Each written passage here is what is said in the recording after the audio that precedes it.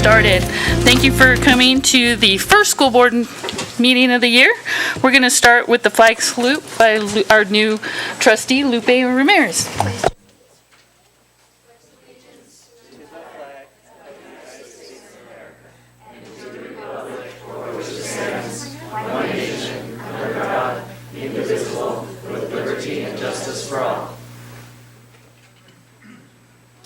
And with that, we'd like to welcome our new board members, Richard Varner and Lupe Ramirez. We're so glad you guys are here to join us. Thank you. Moving on to number 2, adoption of the agenda as submitted. So moved. Second.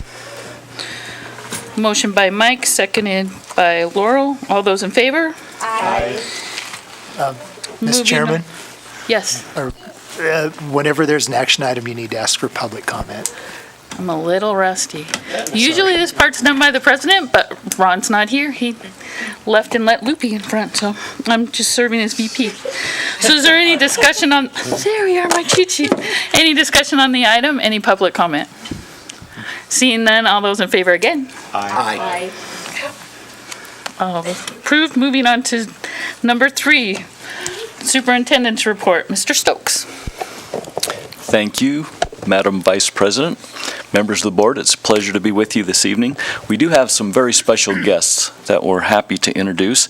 Tonight, we would like to celebrate the attainment of nationally board certified teachers, Joanna Kaiser, and we have Amy Jensen and Mr. Nick Jocks. And I'd like them to stand and take a bow initially, and then I'd like to invite Rachel Croft and also Jennifer Chandler, who are very immersed and involved in the National Board Certified process, to come in, talk a little bit about the process, and I'd like to have our teachers come forward at that time. So Jennifer and Rachel.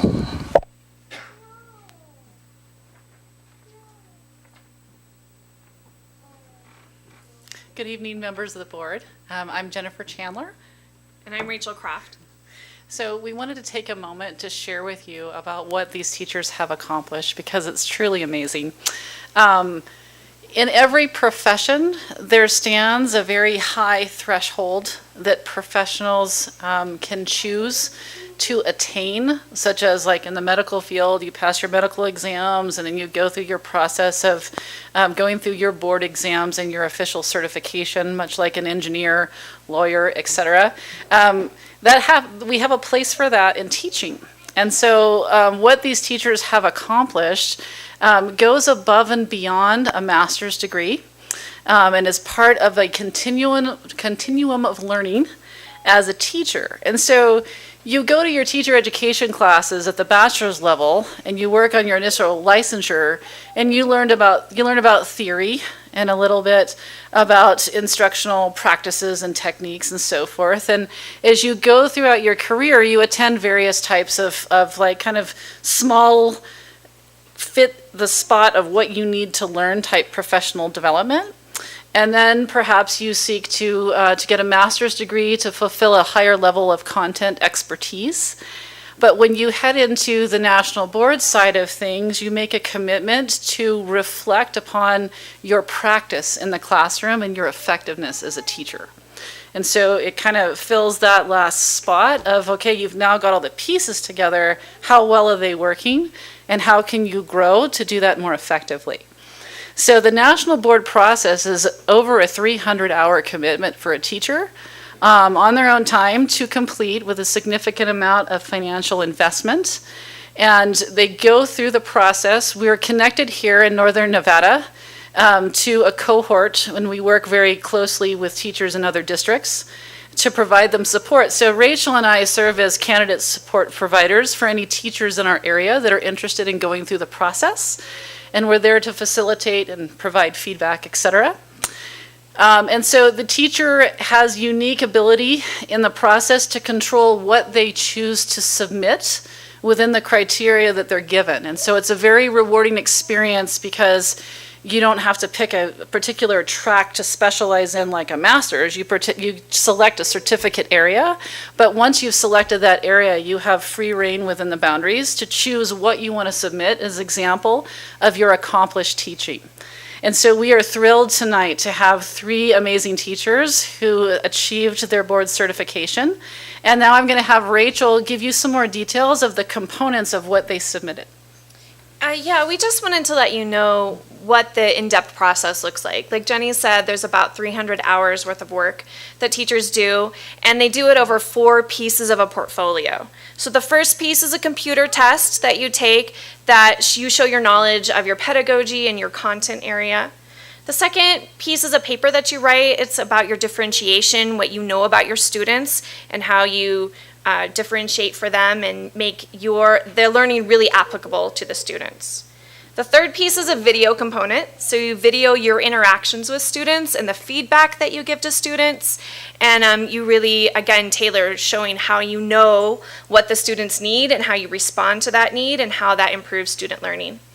And then the fourth piece is an assessment piece where you take all the things you know about students, you talk about your learning community, all the different pieces come together for the fourth. It's again another like a paper that you write that kind of brings all the pieces together and ties it together. And it's really amazing, a lot of growth that teachers say back after they've completed the process of how much growth they've made and how much they have really looked in depth at their practice and improved their practice. So with that, we're going to let each of our newly certified candidates come and share a little bit with you and let you interact with them. And feel free to ask them questions after they've each presented, and then Rachel and I will kind of close it up. Thank you.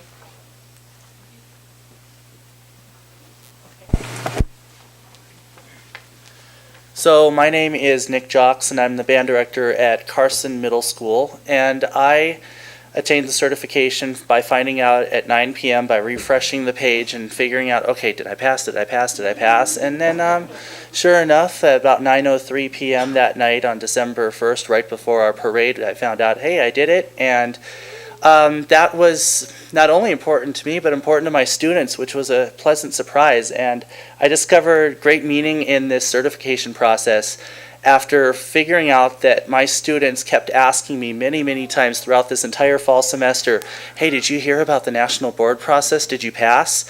Because as much as I was involved, so were they.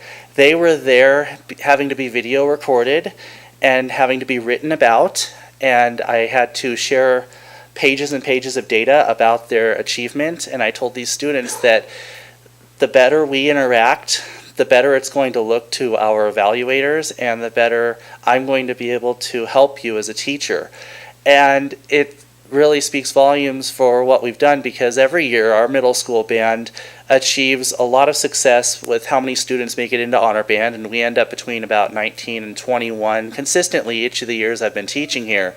And this fall, I ended up with 26 in the honor band. So that little bump, along with record student retention and more students joining the Carson Middle School band this year, kind of shows that this process, even though it feels like it's over, really isn't. It's just beginning, because now I'm thinking about my teaching in a much more in-depth and comprehensive way.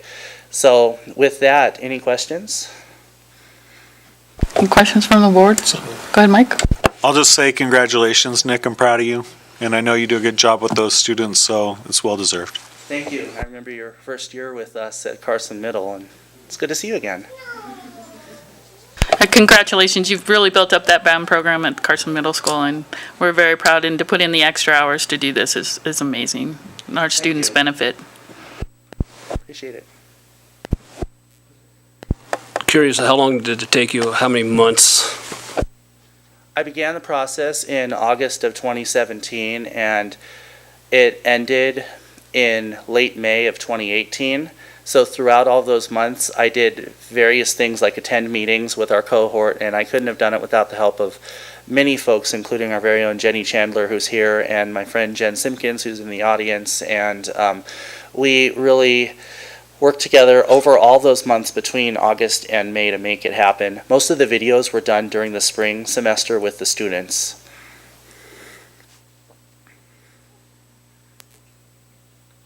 Congratulations.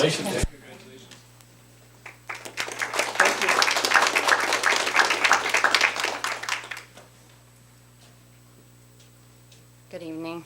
I'm Amy Jensen, and I teach fifth grade at the Gifted and Talented cluster at Boardwick Bray Elementary School. And prior to that, I taught English at Eagle Valley Middle School for about 6 years, which I know my kids have had some of you for teachers, and I've had some of your students. And the National Board certification process was probably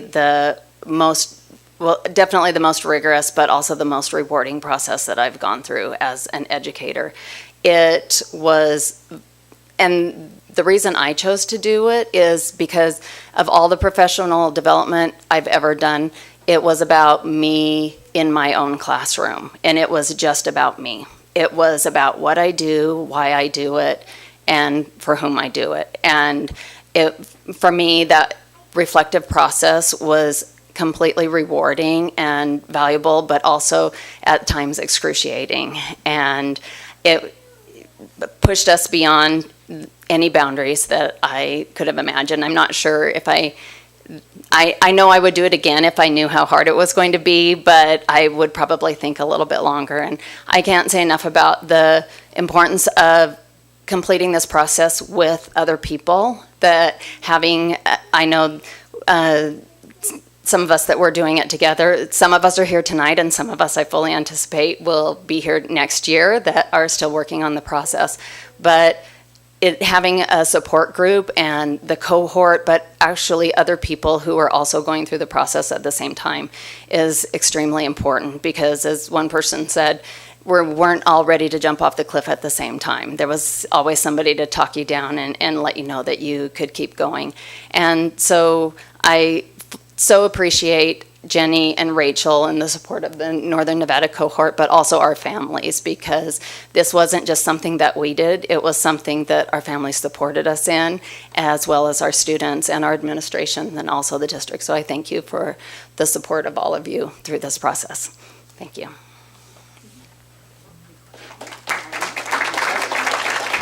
Any questions? Congrats. Yeah, just congrats, and we're so proud. Thank you.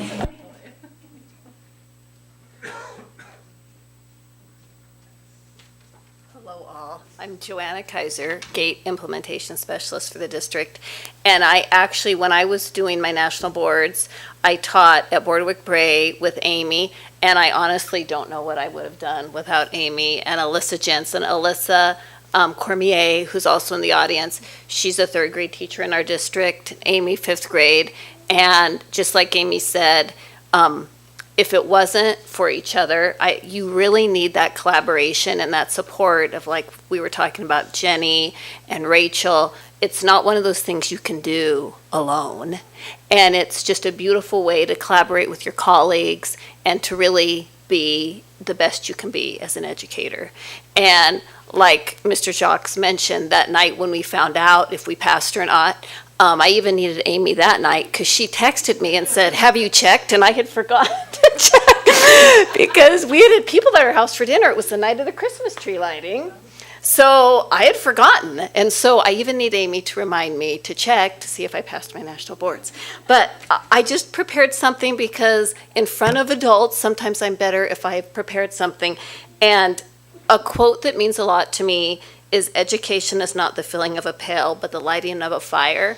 And I really feel like that's what national boards did for me, because whether you're 50 like me or 5 or kindergartners, we want them inspired and not just coming to school because they feel like it's something they have to do, but because they can't get enough. And that's why I went into education when I decided when I was a freshman. And it's still why I love education, and I try to get my daughters to choose education. It's the best profession. But also, I earned my national board certification in literacy. And like Amy said, besides my master's thesis, which was very rigorous, this was definitely my most rigorous and rewarding educational experience. And like I said, just the collaboration and the ability to reflect on what you do in the classroom every day. And a lot of times in teaching, you get caught up in the minutia of all that you have to do because you're like running a marathon for 9 months. And when the students leave in June, you finally feel like you can take a breath. But national boards really makes you focus on instruction and your students and how instruction in your classroom is going. And so for me, it just breaks everything you do down to the essence of why we became teachers. And it's that teaching and learning experience in the classroom. So I think that's all I was going to say. Oh yeah, and then my last thing was, I would encourage every teacher to become National Board Certified. Is it difficult? Definitely, but it's absolutely and beyond a doubt worth it. And like so many of us have said, it's really transforming for your educational practice. So it was wonderful. Any questions? Okay. Congratulations.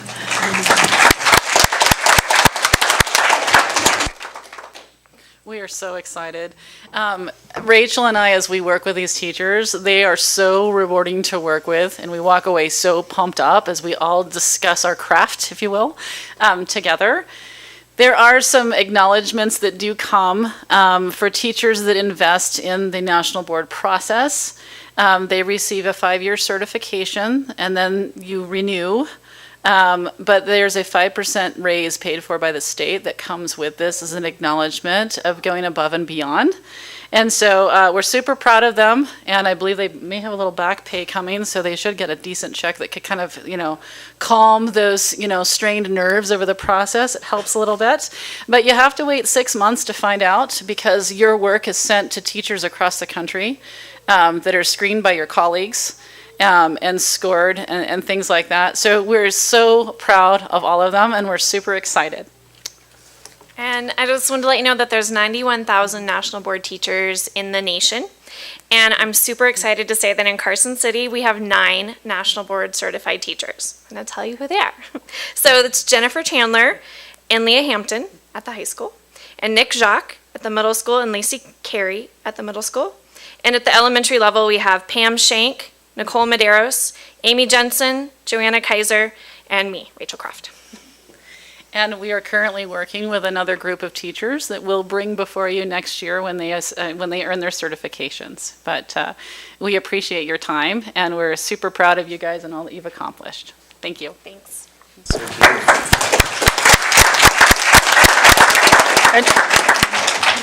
And thank you guys, Jenny and Rachel. You guys have brought this to the forefront.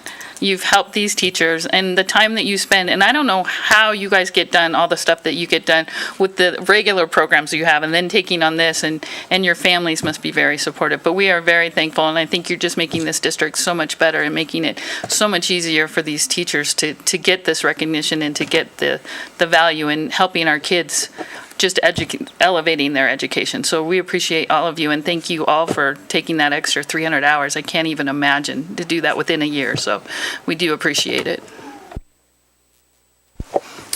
Thank you, Madam Vice President and members of the board. I too just want to add my congratulations, and I'd like to say thanks to the families and colleagues who have come out in support this evening. So congratulations and well done.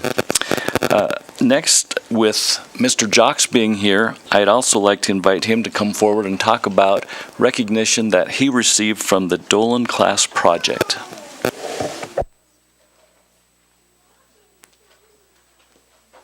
All right, so I'm back for a little more here. So back in October, I decided to submit a project to Dolan Auto Group. Now, a little background about this is the Dolan Auto Group here in Reno supports classrooms all around the Northern Nevada area with donations. And the donations are competitive in nature. And this year, it was based off community votes and local teacher and colleague votes for the projects. So with the help of a wonderful student who is amazing in digital technology, we had Jake Sia, one of our 8th graders at Carson Middle School, put together a video to highlight the Carson Middle School bands and to highlight the need for what we were looking to get, which was money to upgrade our band room to fit our capacity of now about 300 students between all the band and orchestra students that walk through those doors each day. 4 years ago, we received a $5,000 grant through community crowdfunding, which Dolan matched dollar for dollar, and that was used to get storage for a program that between band and orchestra totaled 150 students. But since then, it's doubled to about 300, and we had stuff on the ground. We had temporary garment storage racks. We had wood shelves falling apart, and we had a huge need because students didn't even have places for all their instruments. So we had this unused 1/3 of the room, and we were crammed into the other part of the room, and we made it work. We always find a way. But with this, we had community voting begin based on the video that was submitted by the student and me.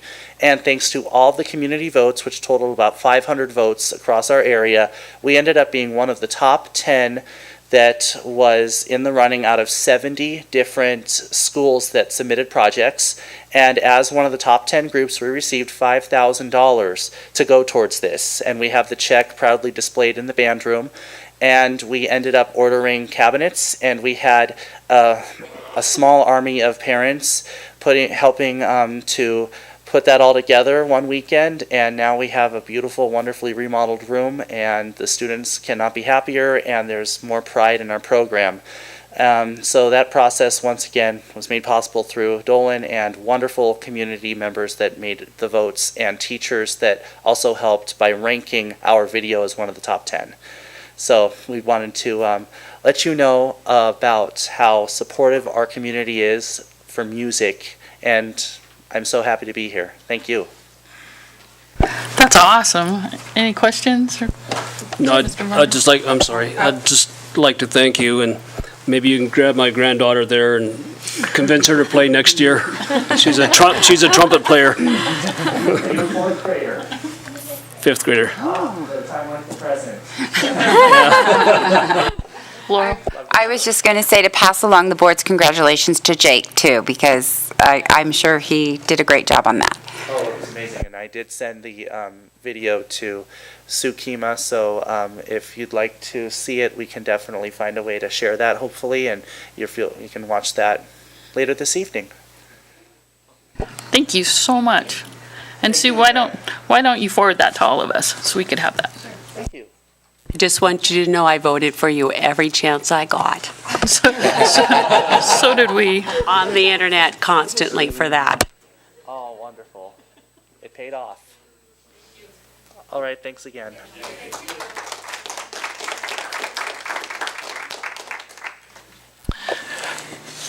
As many of you know, our coordinator for nutrition services retired. Chris Cooper served the district for many years, and of course was a delight as she helped with this very important program. Recently, after her retirement, the district has hired Elizabeth Snyder. I'd like to invite Elizabeth to come forward.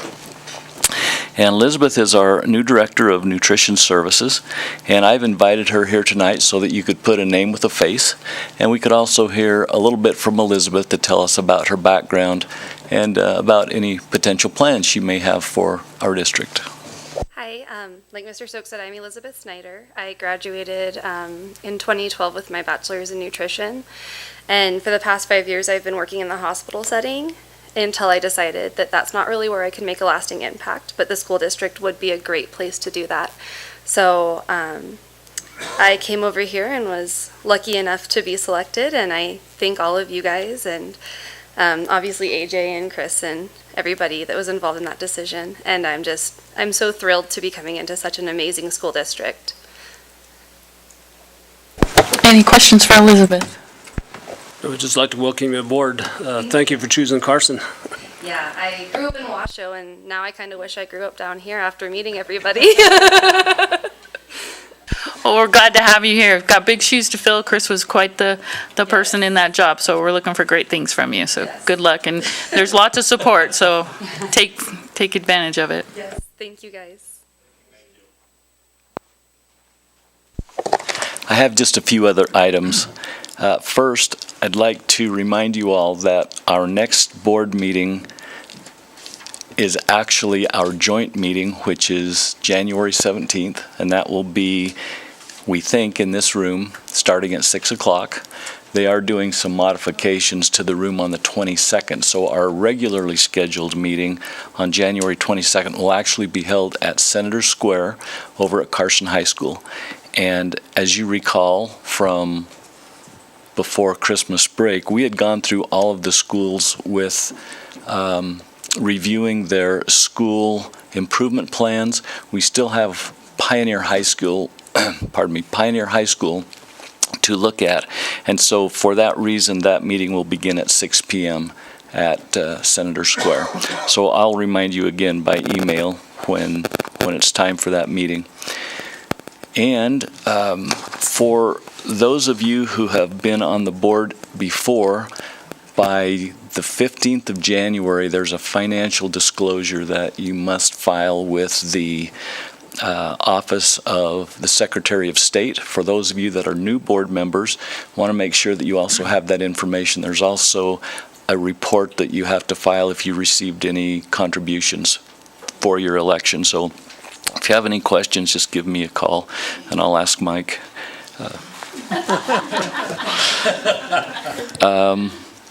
We also have a scheduled Bond Oversight Committee meeting on January 24th, and that will be at the district office at 11:30. If you'd like to attend that, you are welcome to. And then I believe Mrs. Cortez has handed out to you your photo IDs. We would just ask that you put those in a safe place, and when you go out in your official capacity, if you would please wear those. And I believe that is my report. Thank you for the time. Thank you, Mr. Stokes. We're still trying to find out how come Mike gets to use his picture that's 20 years old, but that's all right. I didn't just break the hated on camera, the and Renee and I did it, Rich. so we're all good. Thank you. Moving on to board reports. Carson High School, Ryan Lawler, welcome back. Thank you. Good evening, members of the board. My name is Ryan Lawler, and I'm the Carson High School Student Body Representative. Tomorrow, on Wednesday, January 9th, there will be a varsity ski meet at Heavenly Ski Resort and a wrestling match at Carson High School at 6:30 p.m. Also, the annual FBLA Talent Show is scheduled for February 27th, right here at the Community Center, and auditions for CHS students will be on February 7th. More information on that will be available as soon as Ms. Golick can get that out. And the Carson High School Student Council will be putting on Winterfest. The Winterfest week will be February 4th through 8th, and the dance is going to be on Saturday, February 9th. Thank you. Moving on to Pioneer, Casey Buford. Hello there, my name is Casey Beaufort. I am the representative for Pioneer High School. Pioneer High School would like to wish everyone a nice and great Happy New Year. Congratulations to our math teacher, John Corbett, who was awarded a $200 mini grant for a working, programmable 3D printed robot project. A special thanks to the PE teacher, Jeff Hendricks, for starting a partnership with a local athletic club, Eagle Fitness, for our PE students. We would like to thank our JAG students for the holiday food drive and Pioneer High School leadership students for a holiday blanket project. Pioneer High School prides itself on positive community involvement. Congratulations to Lily Montram, who is our Semester 1 grand prize winner in our attendance contest. Lily won a $120 gift card to the Wheelhouse. There is a Project Discovery field trip coming up on Wednesday the 16th and a rock sports field trip on Friday the 18th. Seniors, Justins will be at Pioneer High School on Wednesday the 16th for cap and gown fittings, and that's all I have to report. Thank you. Does anybody have any school reports? Because we didn't put it on here, but does anybody have school reports? No? Okay, so we'll go on to the NASB, the Nevada Association of School Boards update. Laurel. Okay, so I think everyone on the board has signed up for the next training that will be January 26th at the Hyatt in Reno. And at that time, you'll be able to meet the new executive director, Jeff Horn, who has recently been hired by NASB, by the board of directors and executive committee. And so Dottie is finishing up. I have a feeling she might still pop by for things on occasion? I don't know. I just don't think so. She's in Palm Desert. Okay. I just was thinking she might still send emails or something, because She's still sending emails. I can't see that stopping We yet. can Skype her in. Yeah. But anyway, Jeff Horn, the new executive director, is a recently retired school associate superintendent from Clark County, and before that, he served as a principal at Green Valley High School, and he's had some other extensive experience in education. So it's going to be a bit of a learning curve this year, with it being NASB, his first year as the executive director of NASB, and being a session year. So we're going to all do our best. So anyway, that's the report I have for NASB. Did I forget anything, Stacy? Okay. I think that's it. The training. The only other thing I would add is for the 4 of us that got elected in this last election, you also have to do an ethical standards form too, if you haven't done that online with the Ethics Commission by the 15th. Okay. Moving on to number 5, discussion and possible action on election of officers of the Board of Trustees, including the board president, vice president, and clerk for the ensuing year for possible action. This would be me. So what we're going to do is I am going to open the nominations for president. Right? Am I doing this right? Okay. Been a while. So we'll take nominations for president from the floor. Unless you have objections, Stacy, I'd like to nominate you. Okay. I'd second that. Okay, I would accept that nomination. Not sure. Come on. Any other further nominations? Seeing none, we'll close the nominations for president. I have announcements that Stacy Wilkie has been nominated to serve as president of the board for the ensuing year. Voice, all those in favor? Is that what? Aye. Okay, all those in favor? Do we need to take public comment on this? Oh, okay. Just checking. You guys don't have a say. Just kidding. All those in favor? Aye. All those opposed? Thank you very much. I appreciate it. I look forward to it. It's always congrats and condolences, I always say.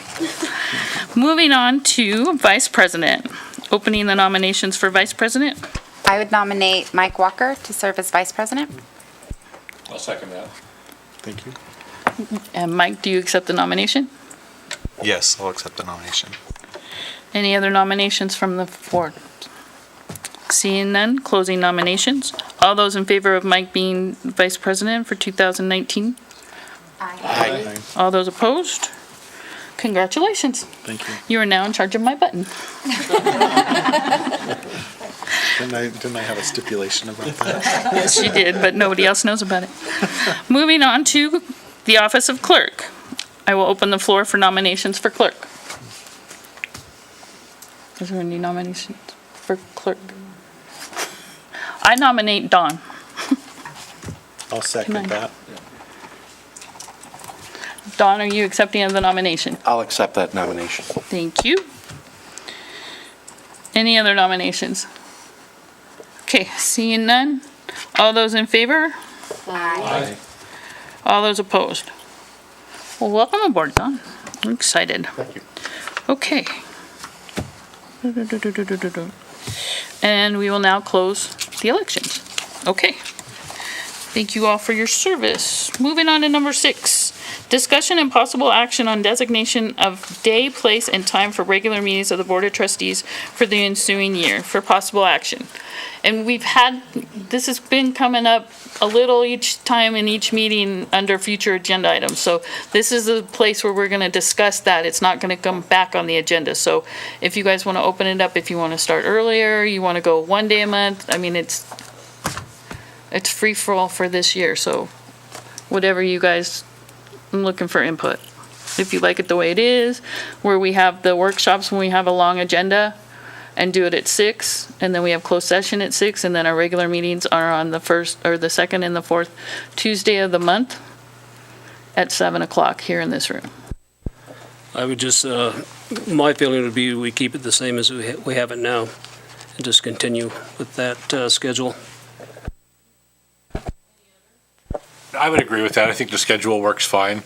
I don't want to put a cap on meetings, but I am sensitive to people who want to watch the meetings, and sometimes the meetings run a little long, to see if we can't, get through business or reshuffle business such that those types of items we maybe get to earlier in the night. I would agree. And just, I think that's selection of the agenda. Sometimes you can't control when discussions go longer, but sometimes we can carefully think that. And Stacy does run a tight meeting. Stacy likes to be out of here by 10. Yes, she does. And I do, and when Mr. Stokes and I do sit down for the message, I do take into the fact that if it's teachers, I try to put them at the beginning of the things just because we need them to get home. And then unfortunately, staff, you're stuck coming and staying later.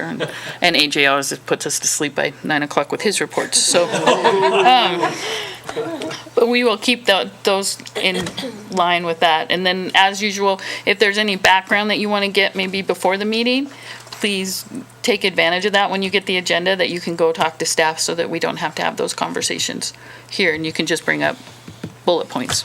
So, but yes, I'm really hoping for no 11 o'clock meetings. I will be sleeping and Mike will be taking over. Okay, so then I am looking for a motion. Do we need to make a motion? Oh, okay. So I move that, except as otherwise noted due to special circumstances, the Carson City School District Board of Trustees designate the second and fourth Tuesday of the month as the regular meeting days, 6 p.m. for legally allowed closed sessions and 7 p.m. for open session in the Sierra Room of the Carson City Community Center, 851 East William Street, Carson City, Nevada. Motion by Mike, second by Joe. Any discussion? Any public comment? Seeing none. All those in favor? Aye. All those opposed? Motion passes. We will have special sections at 6 o'clock, and we will have our meetings here in this room at 7 o'clock, second and fourth Tuesday, except on next meeting we'll be in Senator Square. Moving on to number 7, discussion and possible action on the annual adoption and reaffirmation of existing bylaws and policies of the Board of Trustees for possible action. You guys all have a copy. They're online if anybody wants to look at them. Do you want to entertain a motion now? I'll entertain a motion. I move that the Carson City School District Board of Trustees approve the adoption and reaffirmation of existing bylaws and policies. Second. Second by Joe. Motion by Laurel. Second by Mike. Oh, second by Mike. Richard, I'm sorry, second by Richard. Either one. Okay, I'm gonna have to learn the tones of voices, I'm sorry. Joe was too slow. You're gonna have to raise your hands. Okay, so Laurel and then Richard. Any discussion? Any public comment? Seeing none? Move, all those in favor? Aye. All those opposed? Okay. Moving on to number 8, my favorite of the beginning of the year. Please bear with me. Discussion and possible action on the annual authorization for the Carson City School District to apply for and manage federal, state, foundation, and private funding, including but not limited to A, programs authorized under the Every Child Succeeds Act of 2015 to include Titles I, Titles II, Titles III, Titles IV, Titles V, Title VI, Title VII, and Title VIII. B, Public Law 94-142, the Individual with Disabilities in Education Act. C, Public Law 109-270, the Carl Perkins Vocational Education Act. D, Pre-Kindergarten. E, Nutrition. F, Fresh Fruits and Vegetables. G, Human or Community Development Block Grants. H, SB 405 Zoom English Learner Funding. I, At-Risk Counseling Services. J, State Career and Technical Education. K, College and Career Readiness. L, Read by 3. And M, the Great Teachers and Leaders Fund. The designations of Mr. Richard Stokes, Mrs. Sue Kima, and Mrs. Valerie Dockery as the authorized representatives of these as recommended for possible action.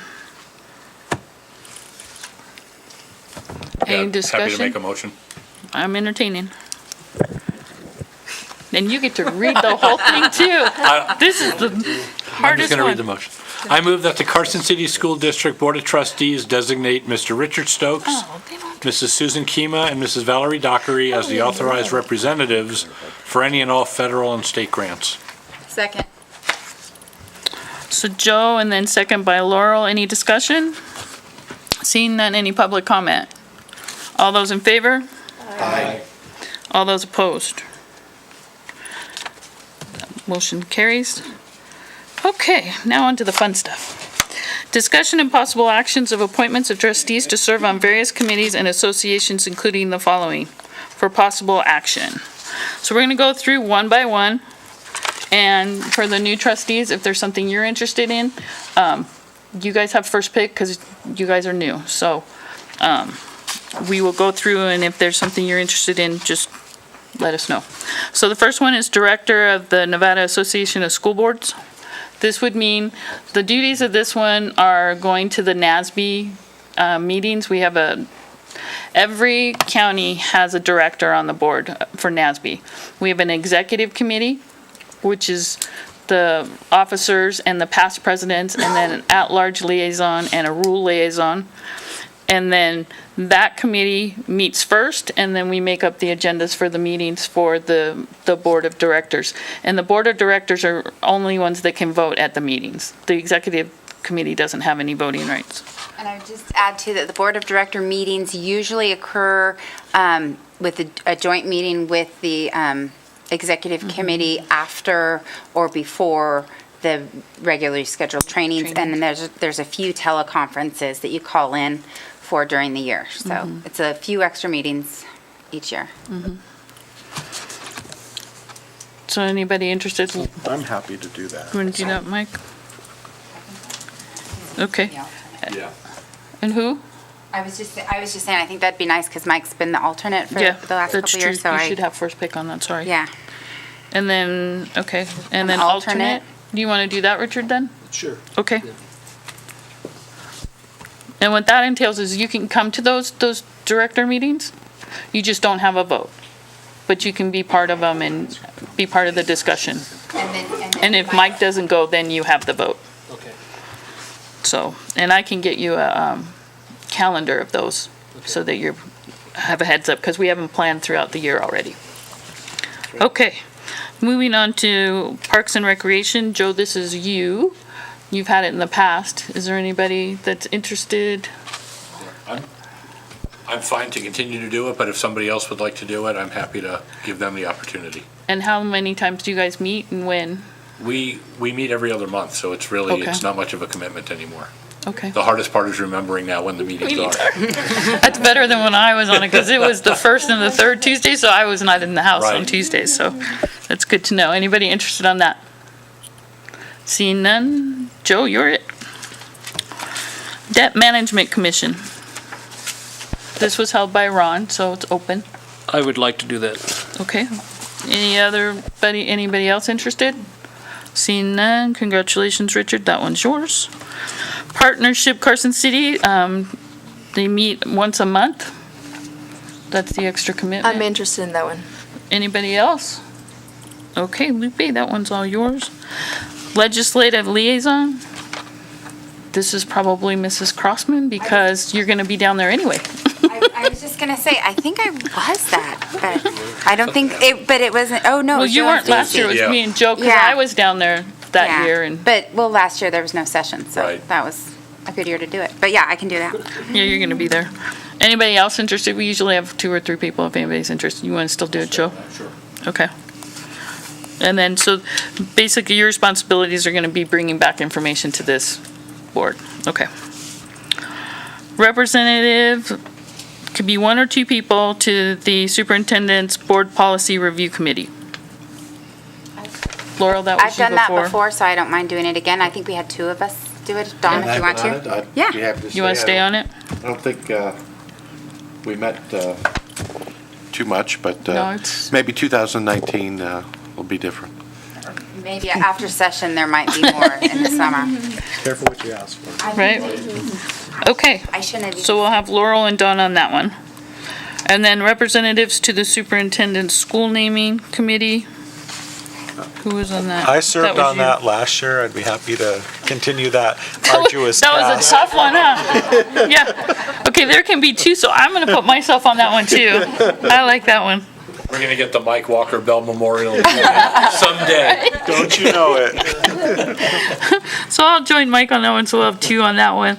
And then the Joint Advisory Committee, I think that was Ryan last year. Yeah. Anybody? How often do they meet? How often do you guys meet, Jose? And then you get to be entertained by Mr. Delphin. I could do that. You want to do that one, Richard? And then I'll turn it on that in case you can't go. Don't mind doing that one. And then representative to the foundation, that's me by bylaws. President by bylaws. Okay, so representative to the wellness committee, we've really now turned the wellness committee into a PLC meeting. So that would mean that this representative would go to the 4 PLC meetings and be a representative on that wellness committee. That's part of that. And that was you, I think, I've been Dawn. on that. Okay. I go to the PLCs. Okay. I probably should maybe report on the PLC a little more. So I'd be happy to step that up. Okay, Dawn. And then representative to the Student Attendance Review Board. I'm interested in that one. Okay, Lupe, I think you'd be really good at that one. And if there's a second position, I'd be interested also. Okay, so we'll have alternates. So if Lupe can't make it, then we'll have Richard go. Okay. And then representative on the Emergency Operation Development Committee. So this is In the working. past, I had done that, so I would be happy to do that again. I know Dawn took over this year, so I'm happy to do that, or Dawn could do that. It's always a good meeting with Ann in the city, so we'll have Mike do that. Okay, So this is Richard. so that is it for the appointments trustees. I need a motion with the slate. Oh, Dawn's gonna do it. Okay.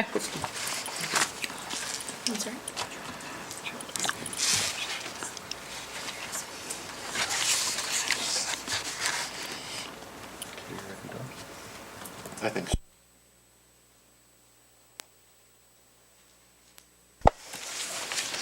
I move that the Carson City District Board of Trustees approve the following appointments. Mike Walker as Director of the Nevada Association of School Boards. Richard Varner as Alternate Director of the Nevada Association of School Boards. Joe Casiopo as Member of the Carson City Parks and Recreation. Richard Varner as Member of the Debt Management Commission. Lupe Ramirez as Member of the Partnership Carson City. Laurel Crossman and Joe Casiopo as Legislative Liaisons. Don Carini and Laurel Crossman as representatives of the Superintendent's Board Policy Review Committee. Mike Walker as representative of the Superintendent's School Naming Committee, along with Stacy Wilkie McCulloch. Richard Varner as representative of the Superintendent's Joint Advisory Committee. Stacy Wilkie McCulloch as representative to Carson City Schools Foundation. Don Carini as representative to Wellness Committee. Lupe Ramirez and Richard Varner as representatives to the Student Attendance Review Board. And Mike Walker as representative on the Emergency Operations Development Committee. Motion by Dawn, second by Mike. Any other discussion? Seeing none, any public comment? All those in favor? Aye. All those opposed? Congratulations on your assignments. Looking forward to hearing from everyone. Moving on to number 9, discussion and possible action on the appointment. Oh, I'm sorry, number 10. Discussion and possible action on appointment of trustees to serve as individual liaisons to schools within the district for possible action. Now, these are, you get to pick your schools, but this doesn't mean that you're only going to that school. It's just giving a point person for those schools too, and to have some interaction and bringing stuff up at meetings. So we'll start with Fritch Elementary. I'm happy to stay there a few more years. Since you're there, anyone else interested? Okay. Bordewick Bray. I'd like to have that one. Anyone else interested in Bordewick? Okay. Fremont. Who had Fremont last year? Fremont was you last year. I had Freeman, I'll stay with that. You gonna stay with that? Don't want to mix it up? I kind of wanted to mix it up. If you but- want to mix can it up, mix it up. Mike, I'll take Fremont. If you Somebody want. else can take Fremont. Mark Twain? I'm interested in Mark Twain. Okay. Empire? And I'm also interested in Empire. I'm sorry. Nope, those are good fits for you. Sealiger, that was yours before, Don? Yeah, that's been mine. It's You in wanna stay my then? district. I'll stay with Silliger unless Okay. Mike wants it. You're fine. Okay. Carson Middle School? Usually I have would be two interested in people. that if no one else is. Okay, Richard, is there anybody else interested? Because we usually have two there because it's such a big school. Do you want to keep doing? You've been doing more. Yeah, you could do that. Okay. Okay, I'll Richard stay with and Carson Dawn. Middle. Eagle Valley. Where's Ron? I'd like that one if that's okay with everybody. I haven't done anything with Mr. Conley lately. Carson High, I'll keep doing that. still doing that one, Joe? Since you're there too. And I can be an assistant to Okay. Joe since I'm There too. there a decent amount these days. Okay. And Pioneer. I guess I'll do that one. You want to do that one? Sure. And I'll do that one with you because can't leave my buddies alone. And the Bray Building, Early Childhood Center. That was me. That you? Yeah. Okay. I need to do a better job at that one, but I'll do that for sure. All right, so that's 2, 2, 3. Okay. Everybody happy with their assignments? Looking for a motion? I move that the Carson City School District Board of Trustees approve the following appointment of trustees to serve as individual liaisons to following schools. Laurel for Fritch Elementary School, Richard for Bordewick Bray, Laurel for Fremont Elementary School, Lupe for Mark Twain, Lupe for Empire Elementary School, Dawn for Sealiger Elementary School, Richard and Dawn for Carson Middle School, Stacy for Eagle Valley Middle School, Joe and Dawn for Carson High School, Mike and Stacy for Pioneer High School, and Joe for the Bray Building. Second. Motion by Mike, second by Joe. Any discussion? Any public comment? Seeing none, all those in favor? Aye. All those opposed? Congratulations, we look for great things coming from those schools with you guys. Moving on to I'd like to thank you all. That's all the housekeeping we have. We'll now start getting into real business, so I appreciate your patience.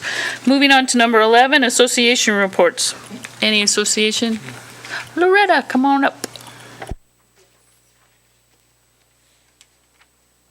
Well, Loretta Marson, VP of CESA. Happy New Year to everyone. Welcome new board members. President Wilkie, trustees, administration, and Renee back there. As you all know, we're going under restructuring of our job titles, which is a huge undertaking.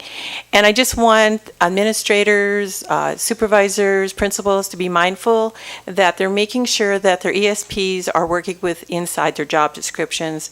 Because at this time, when they are asked to write down, what are you doing, anything different, it is really important at this time that we kind of stay within our job descriptions. And we've had a couple of incidents where I think it's just miscommunications where ESP's been asked to do things out of their job descriptions. And so we have to get on the horn and speak with Mr. Delphin. But just at this time, it's really mindful that they keep all that information about job descriptions in line, because I know, we're always shorthanded here and there, and hey, I've vacuumed before, and that's, no big deal. But just be mindful right now while we're going through restructuring. Thank you. Thank you. Appreciate that. Moving on to number 12, public comment. Comments may be made by members of the public on any matters within this authority of this board. Please note that public comment may be taken on items marked for possible action before action is taken on such items, and the members of the public are encouraged to comment on such items at that time that they are being considered. Although members of the board may respond to questions and discussion items raised during public comment, no action may be taken on such matters until the matter is placed on the agenda for action at a meeting of the board. In making public comment, speakers are asked to come to the podium, sign in, speak into the microphone, and state their name for the record. Speakers are asked to limit their comments to no more than 3 minutes and are not simply repeating comments made by others. I do have one person here that signed up, Asil Berna. If you're here, come on up.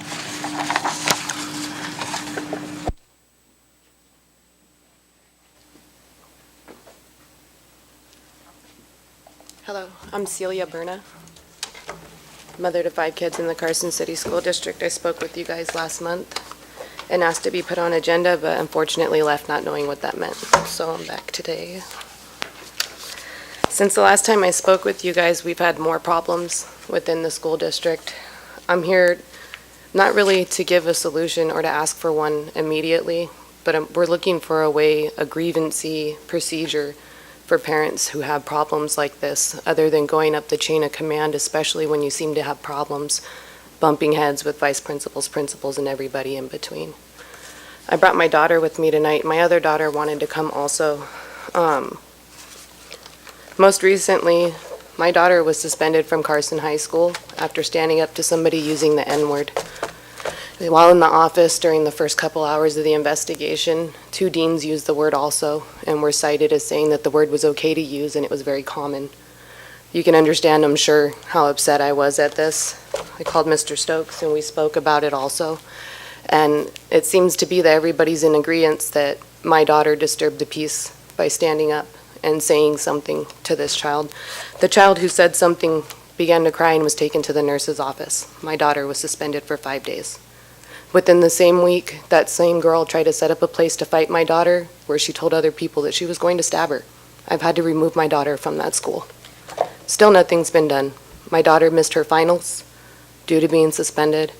And that's just one of the things that we're dealing with. This is my daughter Angel, and she's dyslexic and she's in the school district also. She's on an IEP that's not being followed, and she hasn't had any resources made available to her.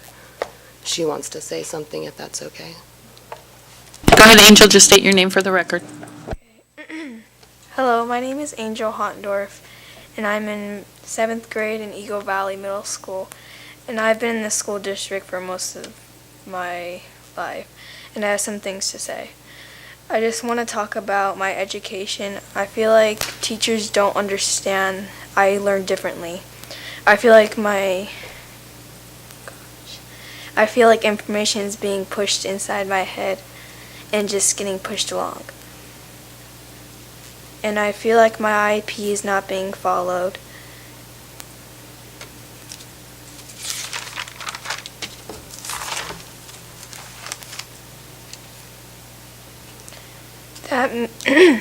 That means I'm getting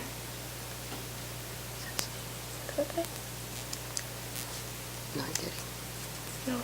Do you want me to read it for you? Yeah. Okay. We took some time. Sorry, we're both a little nervous. Okay.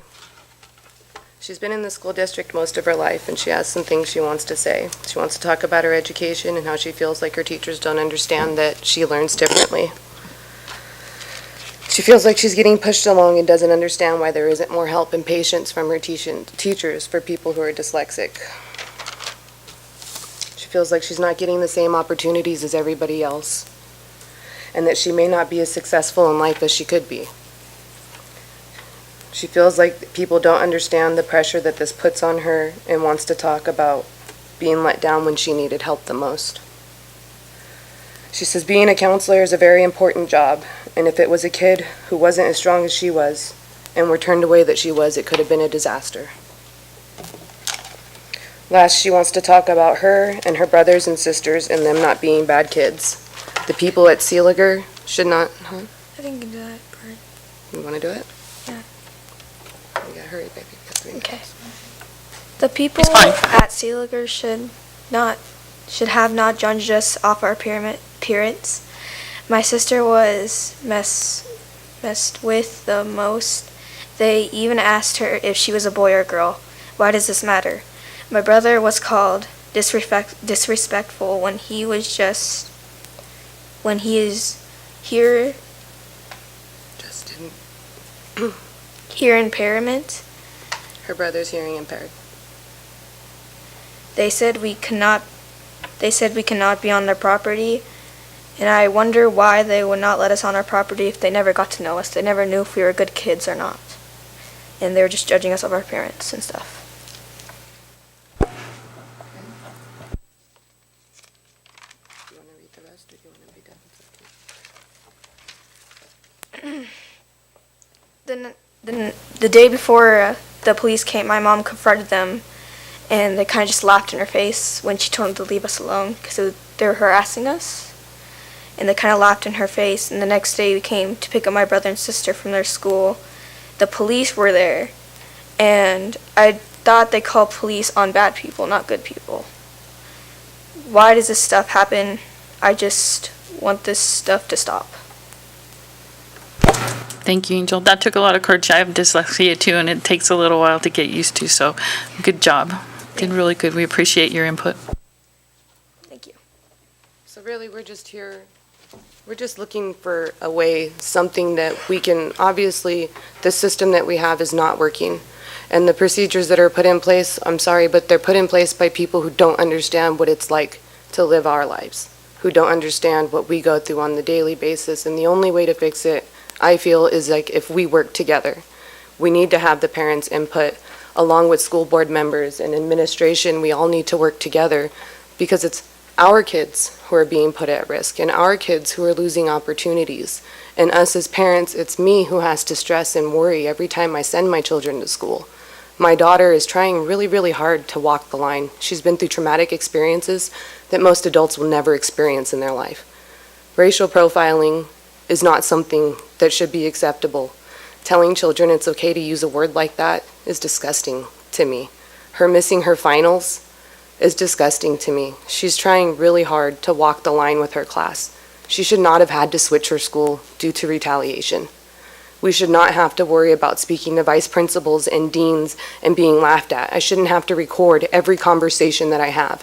I shouldn't have to be told, and I'm sorry, but I should not have to be told that I should volunteer at the school that's treating me like this so I can feel like more of a part of the community, or so that they can feel like I am more of a part of the community. I'm a part of this community because my children are here. I've spent most of my life here, and they've spent almost all of their lives here. We are a part of this community, and we're a team, and we just need help. And before I leave this meeting, I don't know what it means to be put on an agenda. I don't know what it means or how to change policies. Don't let me leave here empty-handed again and go through another month of just being scared for my kids and just being stepped on and pushed away and not heard. Just a couple things. So the concerns about the IEP of your child, those are decisions that are made by the team, which includes you, the administrators of the school, the teachers, your child, if your child is of the age to kind of give that kind of input. It's not something that the school board can overrule. That's something you have to work with the school, you have to work with the superintendent, and you have to work within the team, because it wouldn't be appropriate for us to weigh in on an IEP, and it wouldn't be admissible. I'm So I not mean, asking for you to step in individually and help pick accommodations for my child. That's already been done. I've worked with the team. We've met multiple times. I've called multiple meetings. I've spoken with the superintendent, and this is what I'm talking about. This is a legally binding agreement. As a parent, what do I do next? So that chain of command. So, there's Nevada PEP, which can advocate for you and make sure that the law is being followed. And that's the route you'd want to go through. And really, with a lot of these concerns, our superintendent is who... Your superintendent is the one who told me that I should volunteer at the school so that I can be seen as part of the community. He's the one who told me, and I'm not trying to down-talk you, I realize you're a busy man, that it was my kids' fault, and I still need to make sure that my kids get there, get my kids, and leave that property as soon as possible, even though they have not done anything wrong, even though no other kids are being told anything. So while I do appreciate what you're saying, and I realize that individually you can't say anything, but as a whole, you can't tell me that you don't have any power. You can't tell me that there's no help or resources or ways to make this work when that does not work. It does not work. It hasn't worked. The principals are failing. I'm sorry, but I feel like the superintendent is failing. I feel like I'm failing. We are failing because we can't communicate and it's not working. There should be procedural safeguards, Plan Bs. I mean, what kind of procedures are in place when parents have issues like this? Where do we go? NBPEP is an outside resource, but I'm coming to the school district. I'm coming within the school board. And we understand your concerns, and we were having you go with Mr. Stokes. We're having a little bit of a problem trying to figure out what exactly we can put on the agenda to actually get get to where you want it to be with the procedures and stuff. So I apologize for that with us taking time, and we have had a change in the board too, so there's that delay. Mr. Stokes and I have been in discussions about this item and are trying to work on it. So as much as I want to tell you that we're going to have something for you tonight, we just need a little bit more time. The last thing I want is a solution tonight. That's the last thing I want. I'm just looking for an avenue, and not a solution, not tonight. And so I think we're working on that avenue. If you just give us a little more time to see what we can do and work with the teachers and the administration. So we appreciate you coming, and like I said, Angel, it took a lot of courage to read in front of us and on a mic and on the record, so we do appreciate that, and we appreciate you bringing these concerns to us. In the meantime, would you guys have any suggestions if there's, because it seems we're just racking up stuff that's happening with my kids. Is there any suggestions? I mean, I understand I understand that. But as a board too, we have our little boxes that we can't get out of too, like you guys have your boxes, and we're trying to break down those walls too. So at this point, I don't have an avenue other than what we've discussed with Mr. Stokes, but hang in there and we'll get there. I appreciate it, and I'm sorry to say, but you guys will probably see a lot of me, and I'll probably be speaking at every single meeting until we can find something. And I do appreciate all of you. and that's what we're here, and that's what public comment is for. So, we know that you're truly involved in your children's lives, and you take that very seriously, and that's what we're here for, and we appreciate that advocacy. So don't feel like you can't come to these meetings and talk. That's what public comment's for. Yeah. And I'll just say, and I kind of said this last time also, I think when you do your public comment, I still caution you about giving too much individual information about your child. These are public meetings, and this is out there on the internet, and I understand that you know that. I'm just telling you that sometimes these things just kind of linger around, and so I think the specifics of the nature of your children's learning disabilities or otherwise, you might want to just kind of make it a little bit more anonymous just for your own children's protection. That, but I don't feel like it's very anonymous when I'm explaining to police officers out in front of the school that my son's half deaf. I don't feel like anything is anonymous other than, everything's made public everywhere I go. I'm fighting in front of the school with the principal. Yeah, Publicly. I get it. I just want to caution you again as advocating for your children. That's my concern. I appreciate it. Thanks. I'm just going to reiterate that we're not ashamed, and public as it may seem right now, it's actually made more public than you know, and we're okay with that. Thank you. Any other public comment? Come up and just state your name for the record. My name's Joseph Monzo, born and raised here in Carson City. Attended school all the way through elementary up to high school. Graduated in 2005. I've known Celia Berner and her whole family for a long time. Interacted with their kids, picked her kids up from school. I've witnessed some of the treatment that they've received from not only public officials, people at school, so on and so forth. The use of the word nigger, right, is offensive to anybody. I just saw you close your eyes, correct? You guys are all professionals. You guys come here professionally dressed. You speak professionally. You act professionally. Can I say that the same thing should be expected out of the deans that are teaching our kids and disciplining our kids at these schools? My children are enrolled in Carson City School District right now. Should I pull my kids out for, fear that they're not going to be treated fairly because there's biased opinions that are coming out of these people that are put in these positions to discipline these children? There's no standard protocol. This is just, it's truly ridiculous, the racial profiling that has taken place.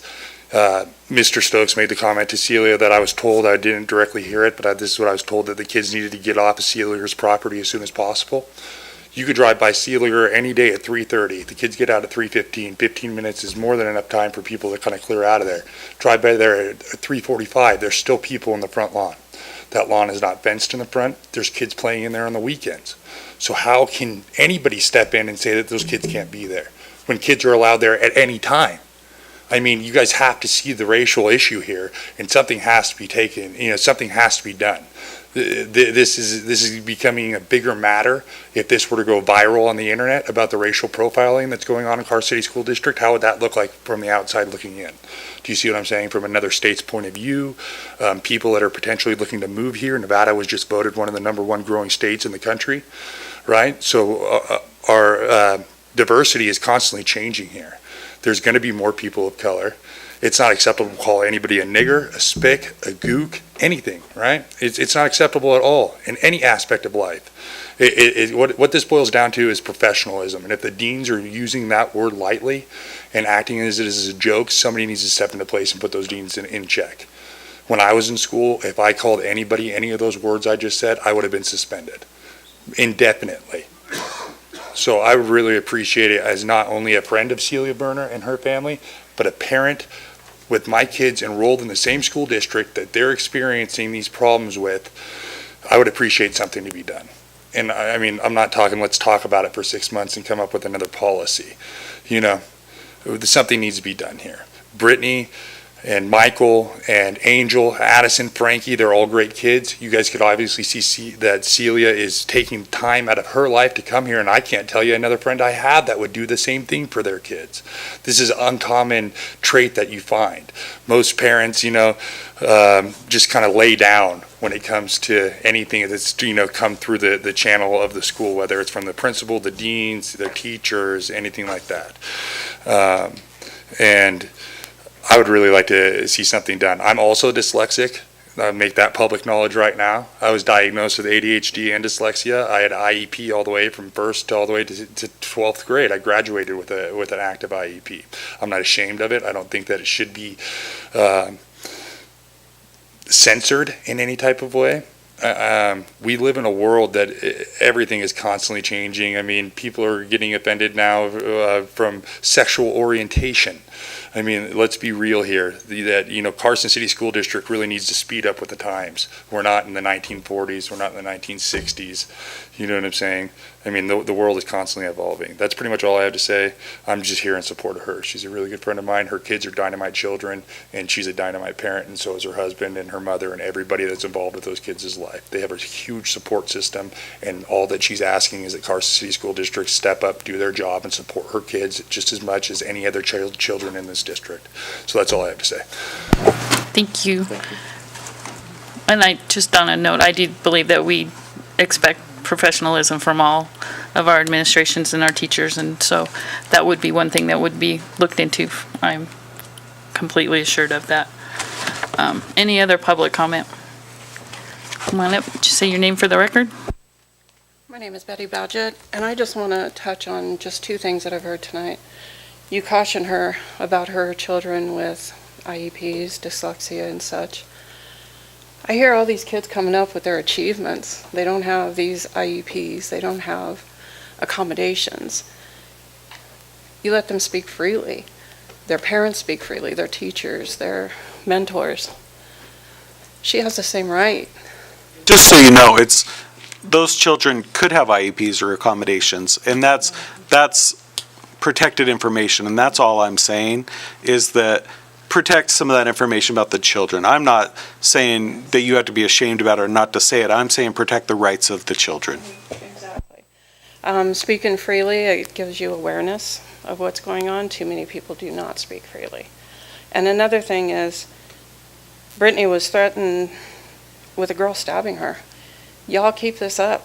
Y'all don't do something, and something happens and you're on the national news, then you're going to go back and say, we should have.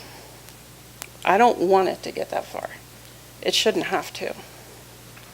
So I hope that we can all work together on this. Thank you. Thank you. Appreciate that. Any other public comment? Okay. Oh, go ahead and state your name for the record. My name's Amy Alvarez. I am a family friend to Celia and Betty and Frank. I too have also witnessed stuff happen. My two children go to Sealiger Elementary as well. It was brought to my attention that by my 10-year-old that their family friends, Brittany, and their kids are no longer allowed to talk to my children after school, that they are to stay away and that they are not to come near my children. I don't understand why. My 10-year-old's sitting here crying, Mom, why can't they come up and talk to us anymore? Well, I don't know. I really don't. So I decided to go down to the school the next day and figure out what was going on. I acted as if I was just a person. I told my kids, I said, don't call me Mom, you see me, keep walking.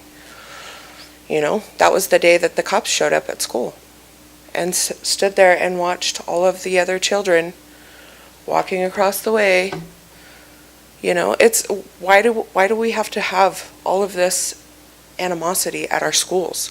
Our kids are supposed to feel safe at school. Safe. And here, my 16-year-old niece is sitting here being threatened. For what? For what? This is ridiculous. We need something in place. Something. Thank you.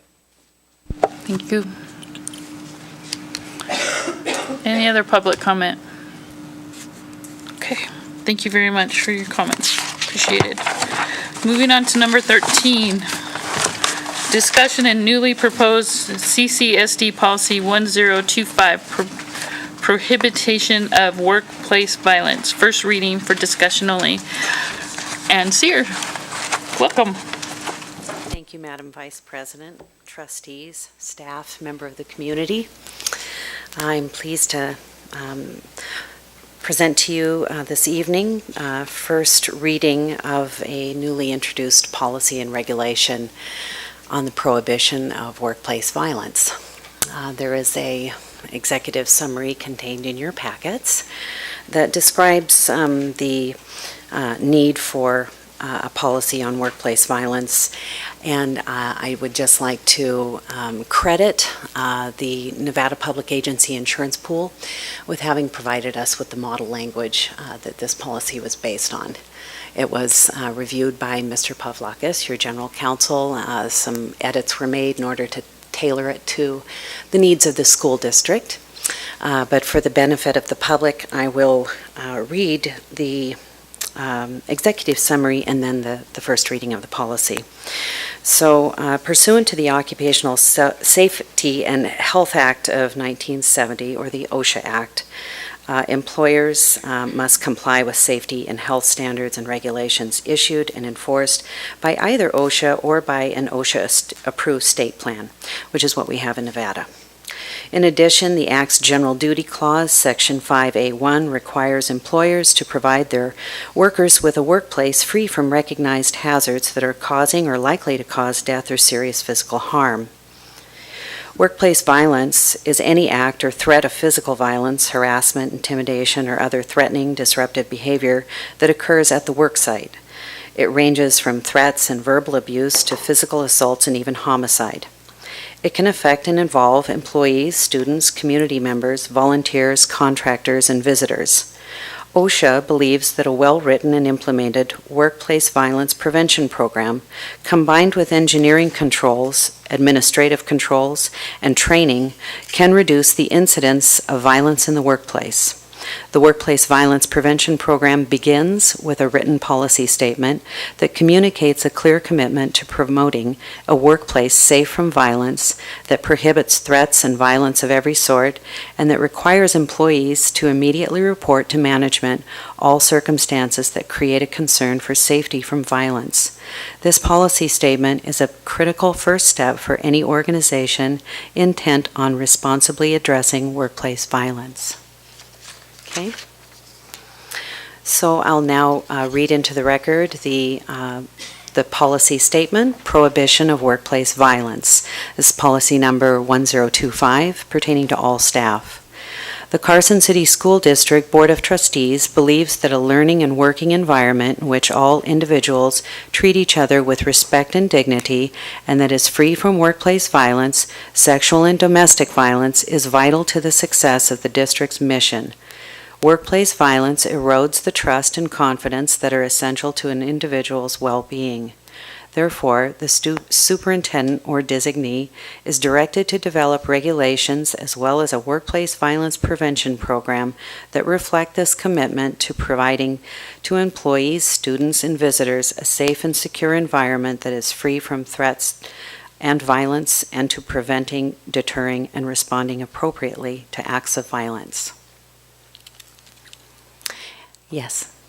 With that, I would answer any questions or Anybody have any any questions? suggestions that you have for the policy statement. Okay, I just have been reading that first sentence because I know when we do policies, there's a lot of descriptive things. And I'm struggling with the first comma because I feel like when I look at it, and so I just took out the comma because I was thinking that goes back to the believes that a learning and working environment. But then as I read it tonight, again, still working through it, I think, we believe a learning and working environment in which individuals treat each other with respect and dignity, and which is free from workplace violence. I think because the descriptions, what we're describing in those clauses is the learning and working environment. So I don't think we need that comma. And I think if we change that before free to which, that ties it back to make it more relate to the. It's still a long sentence because we do these policies that are like that, but I think that cleans it up a little bit. If you look at the heading, you missed a P in workplace. Yes, that's the only one. Okay. Prior to the meeting tonight, but thank you. Any other comments? Okay, thank you. Moving on, you might as well just stay up there for number 14. I do have a question here. So, kind of I was looking at that first sentence, but then also the sexual and domestic violence, and I'm wondering, I was going back and forth in my head if and or an or would be better there. I mean, we obviously want both, but I mean, it just didn't read right to me, but I think that when I looked at the meaning of it, I understood it. So I don't know. That's in my head. I was trying to kind of wordsmith it a little bit. I don't have an answer for you, but just letting you know, that's kind of one of the things I'm trying to play around with a little bit in my head. Okay. Mrs. Crossman, Jose Delphin for the record, would it be okay to put a period after dignity and end that as a first sentence? And then go with free from workplace violence, et cetera? Would that clean it up a little bit? I worked with how to break it up into two sentences, and I think you'd be repeating again because you'd have to then say that we believe that a learning and working environment, that we also believe that a working and learning environment that is free from workplace violence. So I think it's long and bulky, but both of them describe two separate ideas that relate to what the workplace environment should be like. So that's why I didn't make it into a separate sentence.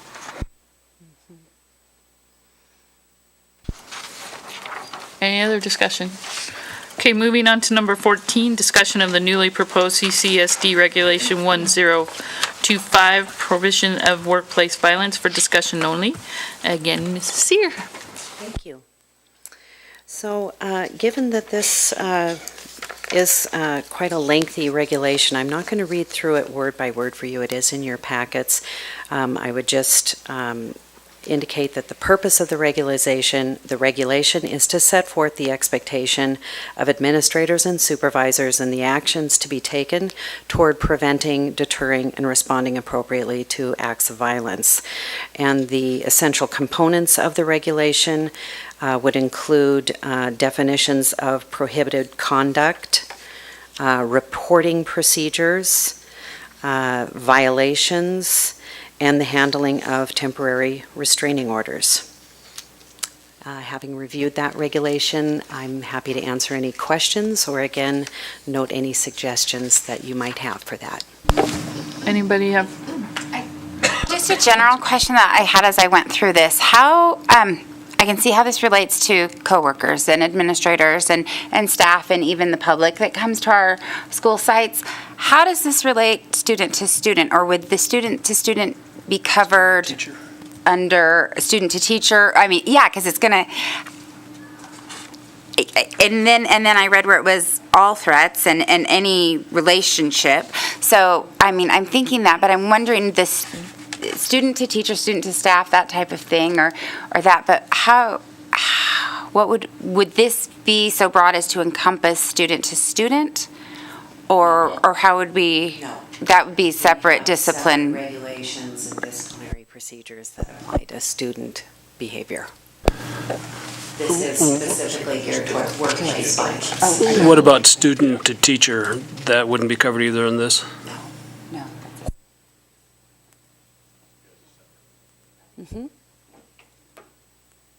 We have Susan Kima for the record. We have in the policy manual under 500 discipline policies that would address that.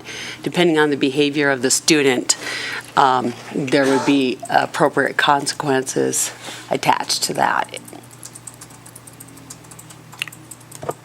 I would just note the same corrections on this first paragraph that we had talked about on the policy with the workplace heading and. Yeah. Any other questions? Okay, seeing none, thank you very much. We'll see you next meeting. Appreciate your work. Moving on to number 15, informational update on the final 2018 cohort graduation rates from the Carson City School District for discussion only. Mrs. Kima.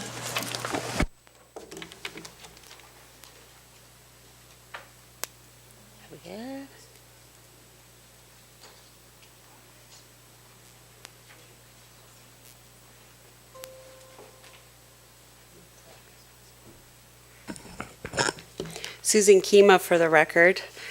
While our lovely assistants are getting us up, oh, there we go, up and going. Assistant.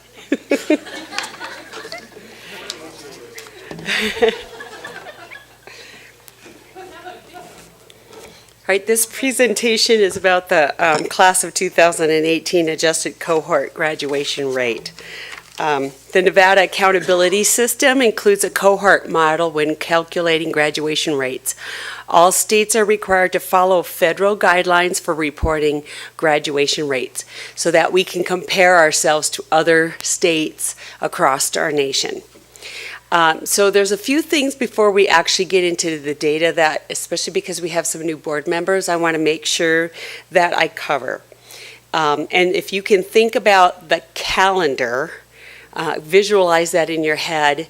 There might be some things that are kind of confusing around the graduation rate and accountability, and I want to explain why. So first, preliminary graduation rates are released to districts in October. And the reason why I'm telling you that, and it's from the preceding year. And it takes until that time to make sure that all the seniors who took summer school, and can graduate later are still part of that original cohort group. So it takes time for that. Some of those summer schools most of them end in June, sometimes there's some in August, and we want to give, the state wants to give and make sure the federal government wants to give kids the optimum chance to earn their diploma in their cohort group, okay? So that's why graduation rates, the preliminary graduation rates don't come out until October. For the board, publicly and PR-wise, you might see some school districts release information early when it's actually a time for us to double-check the work. So that's why, like in October, there was an article in the RJ about some districts' graduation rates, and then people are calling my office saying, "Where's ours? Are you behind on yours?" No, we're not. We're not supposed to release them because the official ones don't come out until December. And then as soon as we got those, then Mr. Stokes put that out to you. And tonight's our public presentation. The other point to that is September 15th, the state releases the annual accountability report. But note, we don't get our graduation rates until October 1st. So it's after the fact. So anything that comes out in that annual accountability report, let's say September 15th, 2019, we get the accountability report with all the data from this school year. But you're not going to have the graduation rate in that accountability report for those students that are graduating 2019. it's going to be this number. It's a year behind. It's always a year behind. So everything else is for the previous year except for the graduation rate. It's always another year behind. So that's just some of those particulars that make it seem confusing, but it's part of the processes that we must follow. Tonight's presentation and packet consists of the 4-year adjusted graduation rate for the district, Pioneer, Carson High School, and Adult Ed for the class of 2017-18. So the formula, there's a number of students. If you look at the formula, I'm not going to spend a lot of time in here, but I want you to know what we're looking at when we're when Dr. Medina is putting the formula together. You look at the number of students in the adjusted cohort that earn a regular high school diploma. So that's our standard diploma, our honors diploma, our college and career ready diploma, our adult diploma, our advanced diploma. That's those diplomas. And that adjusted cohort rate, if you look at the bottom at the denominator, it's the students that start their freshman year. So it's over a 4-year period that we're looking at this data for that particular group. So in this graduation rate, it's those students who started their freshman year, no matter where they were at, in 2014-15. And then you take the kids, you got 4 years you're looking at that data, and then you take out the kids that are leaving you, you count the kids that are coming into you, and that's the adjusted part. It's the kids that are coming and going. And the students that transfer into the cohort obviously can be students from other districts, from other countries, students who transfer out of the cohort. We're going to talk about that a little bit later. They can go to they are students who enroll in other districts. We have record of that. We have students who go to other countries that we have record of. And then also in that category of students who may be deceased. Students don't change their cohort. It's their original. They may start their freshman year. They may go to school their sophomore year. They may drop out their junior year, they may come back, but it's always that original cohort. And you still have Mrs. Fusion and Mr. Zona and Mr. Santillo hunting down people that and getting out. Okay. Absolutely. Finding out where they're going. Yep. We'll show you some of that as we move along. So here's our, maybe I should go back. So are there any questions? It's that freshman group. Are there any questions about that? Okay, and we track them until they're through their senior year. So here's the celebration piece. If you look at our data for Carson City School District, we have been increasing our graduation rate. Actually, if I were to have 2015 up there, our graduation rate was 74%. And most of the state and most of the districts were in the 74%, 70% in graduation rate. And you can see where we are moving. 2016, 17, 18, all have been increases for the last actually 4 years, even though I've got 3 up there. You can see where we're at in comparison to Nevada.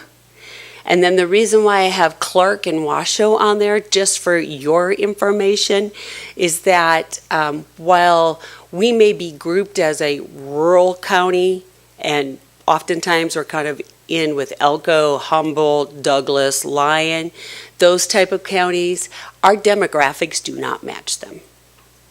Our demographics, though we don't have the numbers, match Clark and Washoe as far as our English learner population, our special ed population, our Hispanics population, our free and reduced lunch population, mirrors Clark and Washoe. So it's always important for my office to be able to look at those counties that match our demographics to see how we're doing in comparison to them. And you can see how we're doing in comparison to them there overall. Another positive upward trend is our actual graduation rates for our schools. You can see the district there again is a transfer from the last slide over. You can see what's been happening at Carson High School. Proud of that work there with Mrs. Fuson and her team. And then you can see the same with Pioneer High School.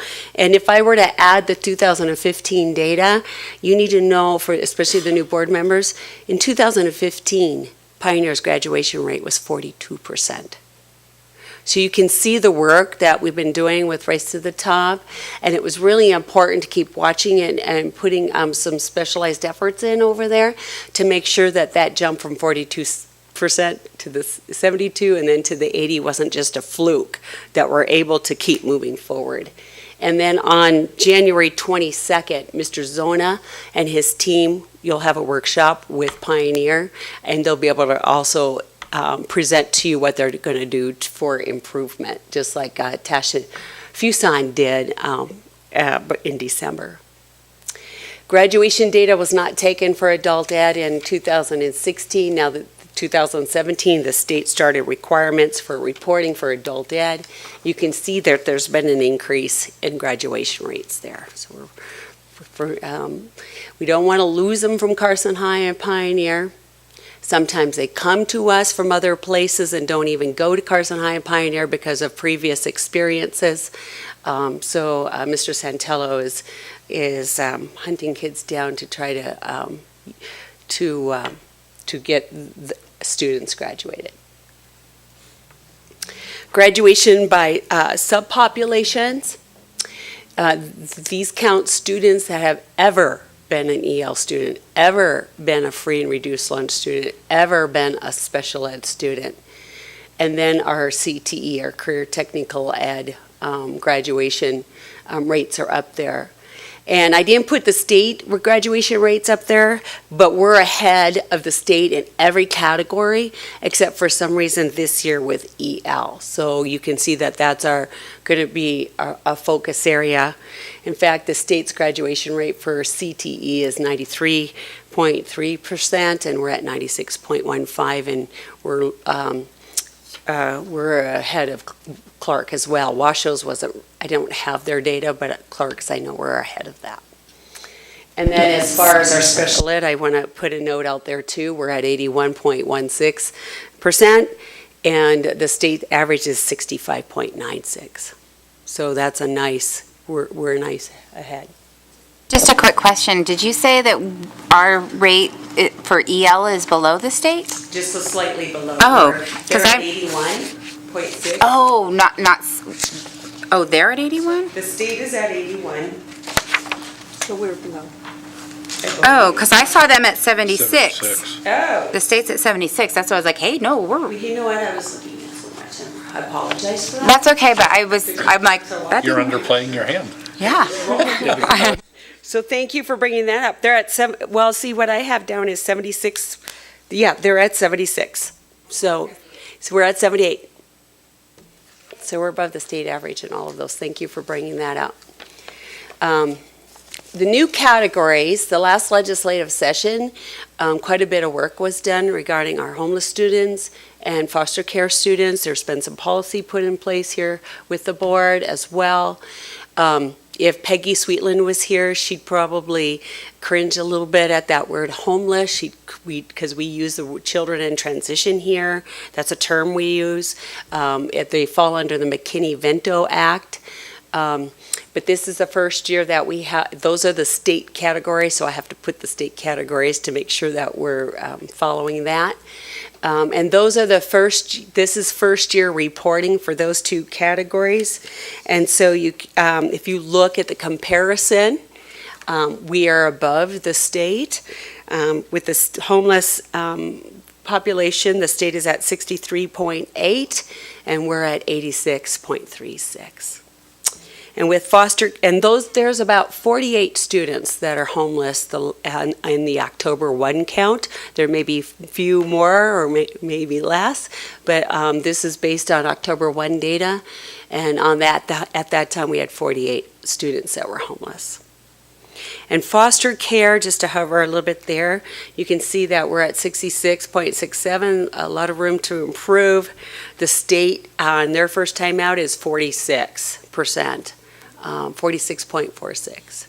I just had a question about that because that was one of the things that stood out to me. And are all those students within the state's care? Because are they, I'm guessing, you know how sometimes when we have students that move out of the cohort and we don't know where they're going, or are these perhaps foster kids who age out of the program in mid-year, senior year or something? I don't know exactly, but that seems like that would be a way we could be able to track any, right, that would leave better, and that's, to me, that's concerning. And that's something that Dr. Medina told me to make sure that we mention is this is the first year of this data. And usually the first year out, there's usually some tweaking of the business rules with the accountability guys and making sure that the formulas are right and that we're really capturing the students. As well as you'll see district processes cleaned up. We tend to, once we know what the new business rules are and making sure, that's why the legislature, the last legislative session, there was work done because we weren't capturing these students and really paying attention to where this group of students are. And as far as are those the students that age out, this is that group that started in 2014 as freshmen and ended in 18. And we had 38 students. I think one of the things, with the passage of ESSA, foster care was taken out of the same designation as homelessness, and so we had to do a change to the law where it's identical rights. One comes out of the Title I avenue, and one is McKinney-Vento is kind of a standalone set of rights. So if a child becomes permanently housed or adopted, that year, it's just like if a child becomes permanently housed, they still fall under those acts for that academic year. So, but I mean, I think that when you really think about it, it would make sense that in foster care, if those kids are in transition, they might end up with a relative in another state. They might end up with, another county or school. Here we only have one high school, but I mean, it's a real, there's a lot of transiency with that population just by nature. And that's why we're going to talk about that transient, or the transfer piece, because that does come into play with all the calculations. Because there's a lot of kids moving in and out. So this is our data. There's work to be done. Of course, you want 100% on everything. And we're not going to give up on students just because we're in the 90s in some of our areas. There's always room to improve. So the next piece that we're going to talk, so that's our celebration part. You kind of know where we are in comparison to other, districts. Now, the next part of this presentation, I want to talk about some of the work that we need to do. So we're moving from percentages to just numbers. So 515 students received a diploma. Whether they walked or not, they received a diploma last spring. And you can see the breakdown for each of the schools. I'm going to skip over to the transfer outs and then I'll do the non-grads because there's a reason why that's in red. So the transfer outs, we had 146 students between that 2014 fall freshman entry date and that 2018 graduation time. We had 146 kids in that cohort transfer out. And those were students, again, that were either deceased, moved to other countries, moved to other schools, moved to other states, and we have record of where they went and have proof of enrollment that they were enrolled. So they don't count against us. So when we're dealing with students, we have 515, and within that 515, kids were coming to us from other districts, right? But we had in that cohort 146 go somewhere out in that 4-year period. And they don't count against us. In the non-graduates, that 84, that's in red because that's where our work needs to be. It will always be in red until that gets to 0. I want to be realistic, but at the same time, what number are we going to shoot for? We want every student to graduate, right?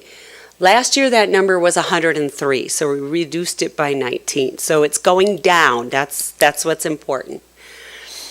For the non-graduates, you can see where they resided. There were 25 at the high school, 12 at Pioneer, and 47 at Adult Ed. These are students that may have left us and we can't find them.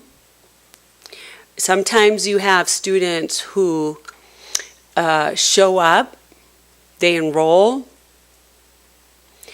they're not here very long, they don't really communicate with a lot of people, so it's hard to track. You don't have a neighbor that knows what they were doing, the kids aren't talking. Sometimes, I'll use an example at Eagle Valley when I was a dean there. I had a student come.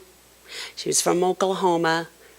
She dressed differently. She looked differently. She didn't come to school very often. Very, very quiet about what's happening. And those are the kids we got to reach and we've got to find and we've got to make sure that they're supported. Other times there are students, go ahead. I was just going to ask, the next time we have this, if we could get even another column with the total number that enter. So like the Carson adult population, those numbers, we have 31 graduates, 47 non-graduates, 2 transfers out. You know what I mean? Where it helps you put it in perspective a little bit if you have the entering class and then kind of being able to break it down from there. Well, like for the district, that number was 745. That includes adult education in that. So that was 745, 515 walked out with diplomas, 146 went somewhere that don't count against us because they're in school somewhere. They might be in Douglas, they might be in Washoe. Right, I understand that. My question is, but some kids have transferred in, some kids transfer out, and so it's hard to see what did we actually start with, just to kind of get that bottom line. Like for me, I like to kind of see that. So when I talked to Dr. Medina about that, I said, I'd like to see the kids that came in from somewhere else. And I have that when we do attendance audits. I have that for each year. I have that. But he said in reality, that 515 are the transfers in. They are the ones who signed up somewhere their freshman year, whether they were with us or whether they were somebody else. But what I understand you're asking is who was here on our October 1st as a freshman, and then over the years, how many more kids came to us? Is that what you're asking? Sure. All right, so these students are students that we weren't able to track. Sometimes, most of the time, they're students who are with us that just didn't finish the coursework or pass the coursework. And they can also be our special ed students or who we are under law can educate up to age 22. So there may be some students who are still with us who were at the time looking at an adjusted diploma but not necessarily a standard diploma. Just a question on the special education. Will they count, if they stay till they're 22, will they count with just one cohort or will they be shifted into each additional cohort? You never change your cohort. It's whenever you came in. All right. So just going a little bit deeper with those non-graduates. So you can, as we were talking about, there were 47 that were non-graduates at Carson Adult Ed. Where are they now? Well, 19 of them are still there. So now we're kind of moving away from the district stats and moving away from how many diplomas did we give out last year, because we want to look at, no matter whether you graduate with your cohort or not, we want to get you a diploma. When we get as many kids a diploma, everybody knows the benefits of having a diploma versus leaving school without one. So out of the 47 at a Carson Adult Education, students are still there completing their coursework. And I'm sure Mr. Santillo's out and about making sure that we're finding out where are these students, and when he may present on adult ed this year, they could be their adults. Now, we got to remember they're adults. We have some students who graduate as 17-year-olds. We have some students who graduate as 18-year-olds. And we have some students graduating as 19-year-olds. You know, those people who have birthdays in August who decided to wait a year, they're graduating as almost 19. They're 18. They're going to be 18, but they're almost 19-year-olds. So some of these people are probably working. Some of them are in adult ed somewhere else. The point is they know that that's a resource for them, and Mr. Santillo will continue to support them. We don't know if they moved away. 25 are at the high school. All 8 of those are special needs students. And then 12 are at Pioneer, and 1 is still enrolled there at Pioneer. So the real, true non-grad, besides the data and accountability business rules, the students that left us that didn't have diplomas, that we're trying to whittle that number down, is 56. Because that 84 is not really a true number, because some of those kids are still working on their coursework. And that is really important, I think, for the board to know, is that even if they didn't make it with, this pace, you have to do it in 4 years. College you don't have to do in 4 years, right? You don't have to go through the promotion lines in 4 years. But if kids don't graduate in 4 years, that we're going to not let that go and keep at that. All right? Are there any questions?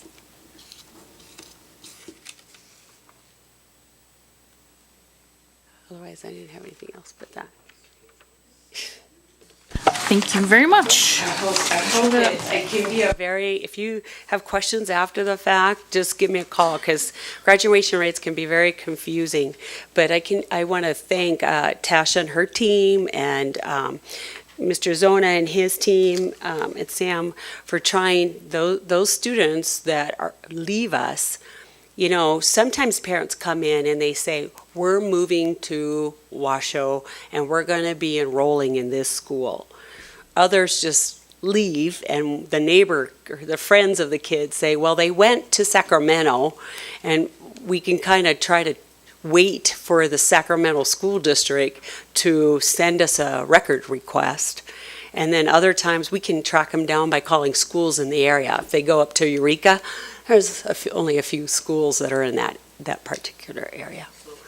And one of the things, I think when you look at the numbers, it kind of mutes the point, but I think as a board, we realize how hard all of our schools are working on those kids and not giving up on them, and the district staff. So obviously, we're thankful for all that hard work, because it is important for these kids to graduate, and the fact that we don't give up on them or just let them disappear, I think is really commendable. I was just going to add my congratulations to all the staff, because I think these continually improving graduation rates, it starts in the elementary school when they're starting it, to have our EL learners higher than the state average, to have across the board everything higher than the state average. What they're learning there is translating to diplomas at the end of their time, even though not all of them start with us, but that a lot of them do.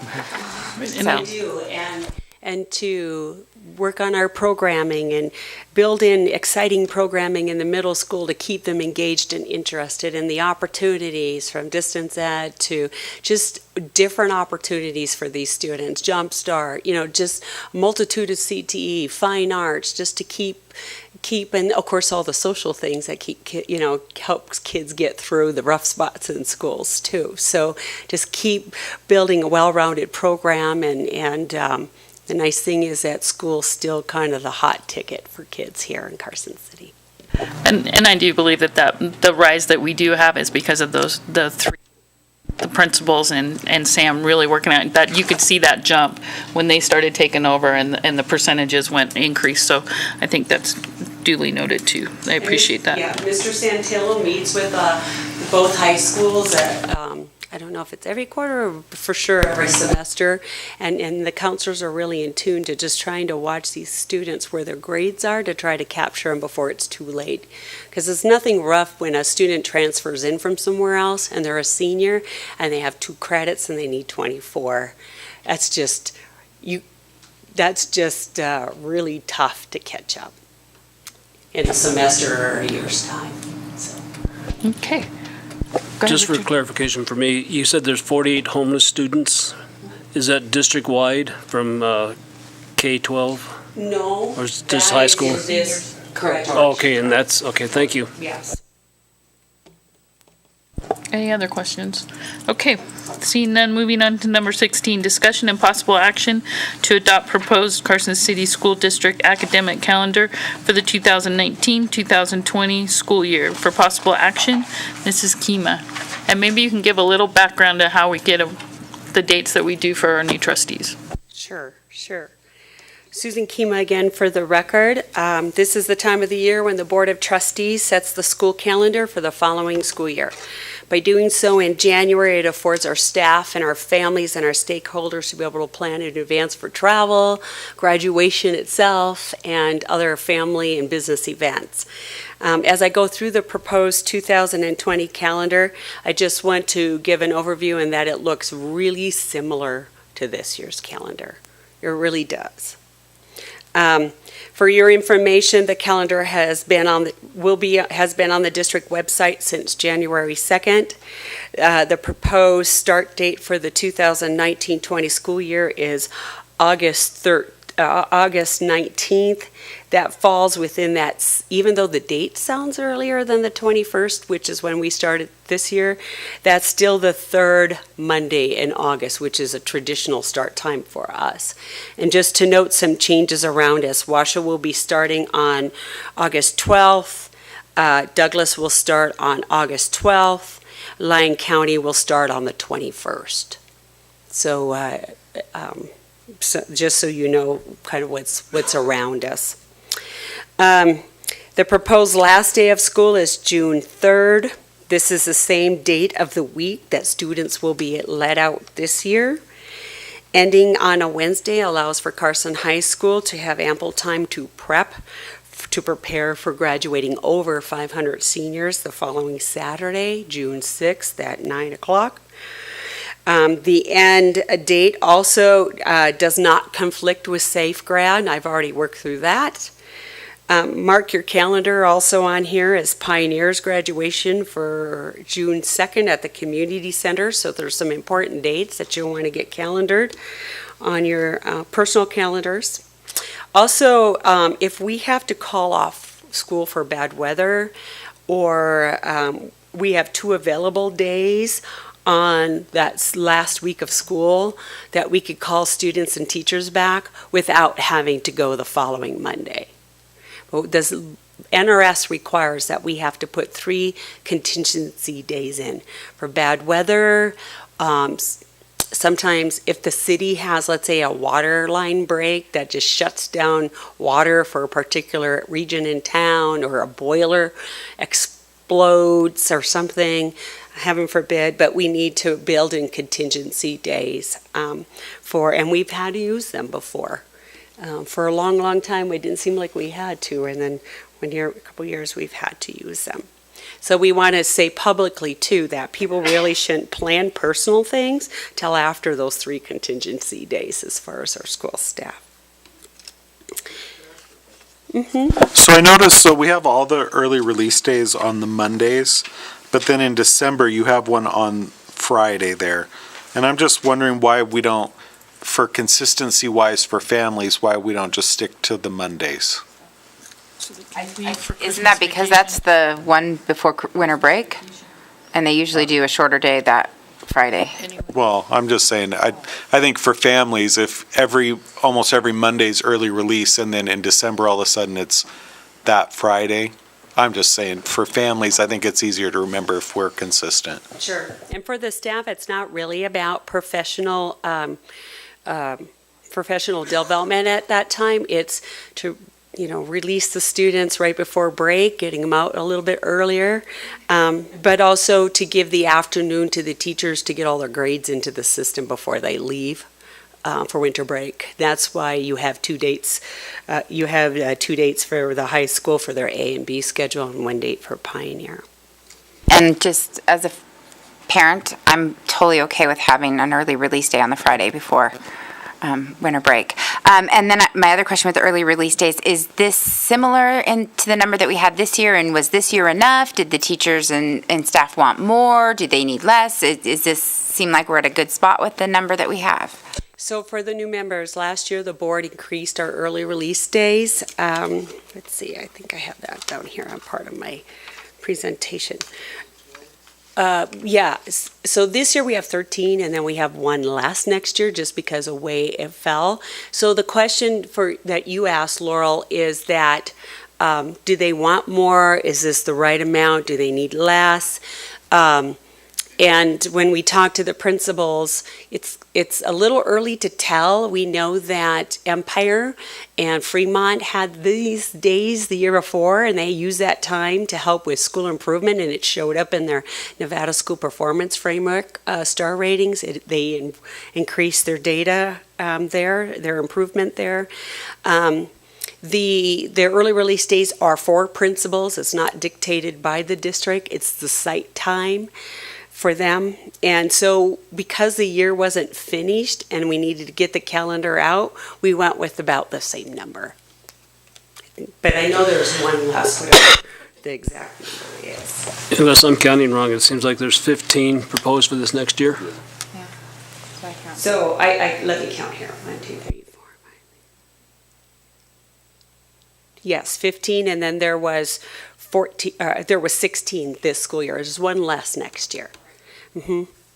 And something else to calm the calendar down for there was so many minimum days here and early release days there and professional development days there.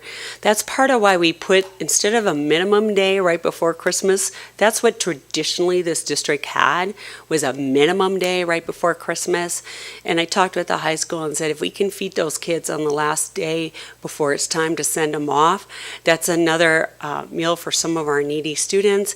And also it has them in school just a little bit longer, but yet there is time for teachers to get their grades in, but also time for students to get out a little bit early right before that holiday. It's kind of hard to contain them.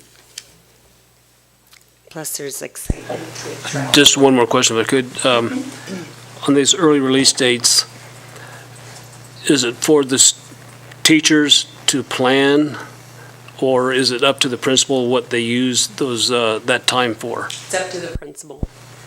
And you'll see adjustments. Sometimes they'll have, so the district has its strategic plan and goals associated with that, but then schools are expected to have a school performance plan and goals associated with that. And you want that to align. And so what principals will do is they'll say, they will have a schedule for their site as to what they feel they need to do based on their own data and their own needs. Sometimes it might be information on social emotional learning. Sometimes it might be just planning for the teachers. Sometimes it might be some concept that people are struggling with. Sometimes it might be sharing instructional strategies. Sometimes it might be a business meeting. But this is really left up to the sites. As far as their time with their staff and what they feel they need, and the leadership team usually has some kind of say in that as well, which sometimes has teacher leaders on there. Okay. The professional development days, the law allows for 5, and we have 4. 1 before school starts and 3 during the year. When we had Race to the Top, we used all 5, but with the increase of the early release days, we eliminated one of the professional development days. A really big piece for that, you will see in April, working backwards, so the one professional development day before school will be about, especially for English language arts for the elementary, that will be training for them pretty much all year on the new materials and reading and that sort of thing. In February, we'll have student-led conferences at the middle school, and then in the May 27th professional development day for the high school will be senior projects. So we use those professional development days for training for teachers, but we also use them as a time to connect with the community. I sent this over to Mr. Blair Roman and to see if there was any conflict regarding sports. Sometimes we've had an odd, maybe early release or minimum day on a different day to accommodate for state track. But in 2020, we're going to host state baseball and softball, and we will not be hosting track. That will be at Reed. So there wasn't any. He didn't let me know that there needed to be anything changed on the calendar. Winter break did not change. Typically, we have 2 weeks and 3 weekends to help people wind down from first semester. I believe Mr. Stokes has had a few comments about liking the amount of rest time after all that holiday.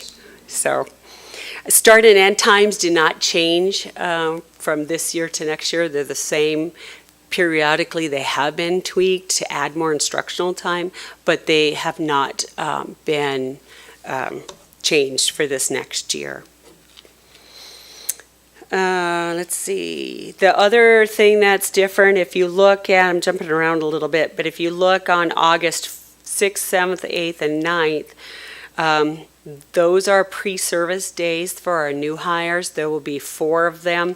In the past, we've had 5, but there's been some efficiencies gained, especially in the secondary level, now that we've had Race to the Top for a while, that we don't need all of those days. And it also takes a lot to prep and a lot of people to come back, so it gives us that Monday. So that will be Tuesday will be the kickoff. Traditionally, that's been at the governor's mansion. We'll let you know what where the venue will be. Mrs. Pryor, Carrie Pryor, and I will be planning on this Friday. I know up to this point, before the inauguration ceremony, they weren't booking the governor's mansion until the new governor got into place. So we'll see where that will be. And then I think probably the biggest change that's to the visual piece of this, the eye, is the symbols. Thank you. Thank you, Mr. Fueling, for reminding me. We had discussed that last year when I shared the draft at team. I totally forgot about that. I was able to put that in, and I think it was a nice addition too for people who may be challenged with some of our color scheme on this, as well as it just makes things kind of stand out. So, yeah. And I shared this with Mr. Wallace, though they don't handle the calendar anymore. Historically, the association created the calendar, or parts of the calendar. They don't do that anymore. My office does. But he just said he likes the symbols as well. So that was his comment, even though he wasn't going to be here tonight. So any other questions about the calendar? There's a lot of detail in it, and every year I try to improve on my notes. I just have one question, and I apologize, I am new, but historically, has there been any negative feedback from the community about so many early release days? Yes.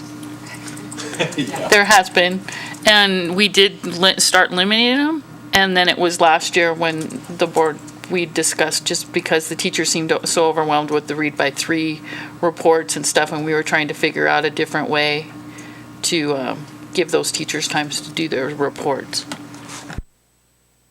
There's always been pushback.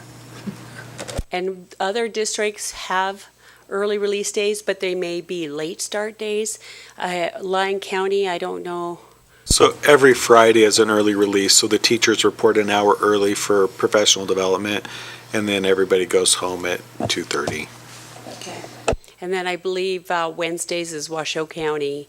So the districts are just with the, over time, especially with our state having a goal of being the fastest improving state in the nation, we are now starting to see results of that, and it's starting to show that we're improving in a lot of areas. And our state superintendent, Dr. Canavero's got data to support that. Our outgoing governor, Mr. Sandoval, has got data to support that. But when you're putting together an initiative like that, it affects a lot of people. And that means there's a lot of new things and there's a lot of change. And so the early release days provide teachers and sites that time to shore up things that we're required to do. So, and I'm asking you, I don't know if you know this. So you said this, it's up to the sites how they use that time. How many of the sites are actually building in time for teachers to do that read by grade 3 work? Or how many are just using the full allotment for professional development? So it would have been a good idea if I looked on that Google Calendar that they have where they're putting everything in. There's been adjustments. I think some of the best laid plans that principals might have had at the beginning of the year, now that we are having them, the teachers enter grades in Infinite Campus,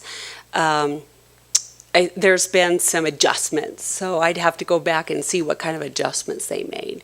Some of them are focusing on writing, and that's what they do in some form or fashion every release day.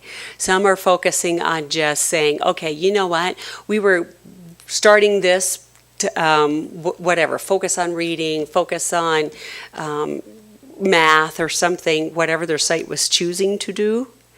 And then when we had the listening tours, some of them backed off and gave some more time to teachers to do some of the things that they needed to do.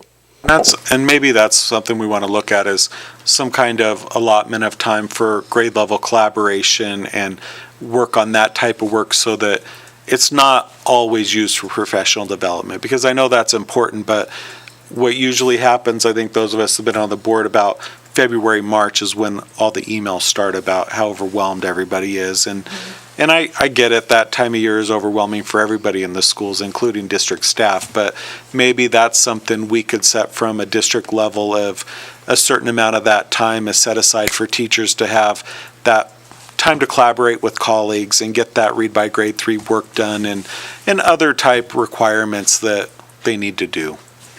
When there's new initiatives, it's like you need every moment to clarify for questions. But there's nothing like the power of a well-functioning PLC to allow for that time to take a look at those benchmarks and plan backwards to see what students might be struggling with, and using that time to work as a team to do like what you heard with the national board.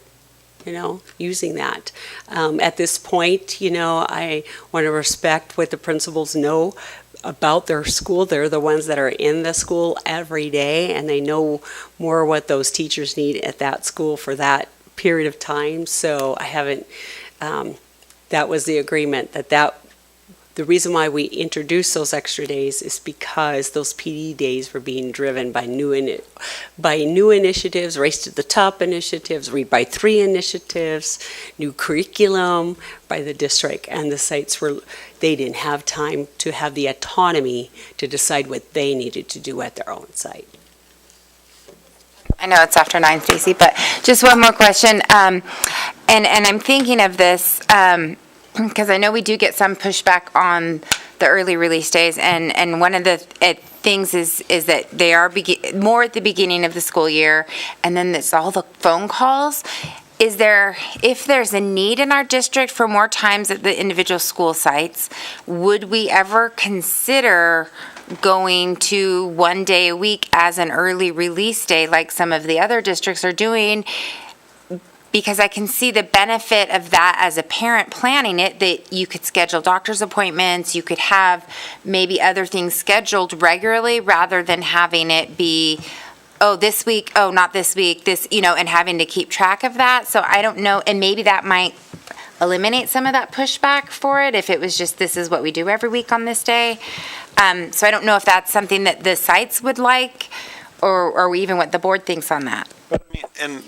And I don't think that's a bad idea. I'm just saying that if we're going to do something like that, I want to also think about our teachers, because they're the ones overwhelmed. And so as a principal, they're in meetings with you and Rich, and they're hearing all the things they have to do. And so you have a different focus as a school administrator. I know that.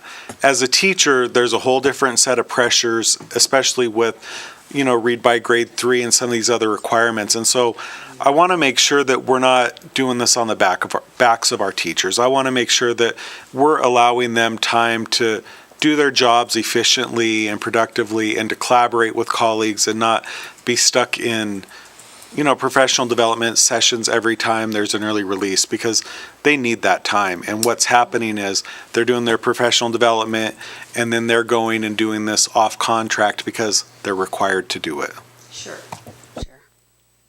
So that couples with it, is there a need to have this time every week and have one, just to have a weekly early release day? And just for information for the board, if it's not a professional development day, more holidays are on Mondays than not, than other days of the week.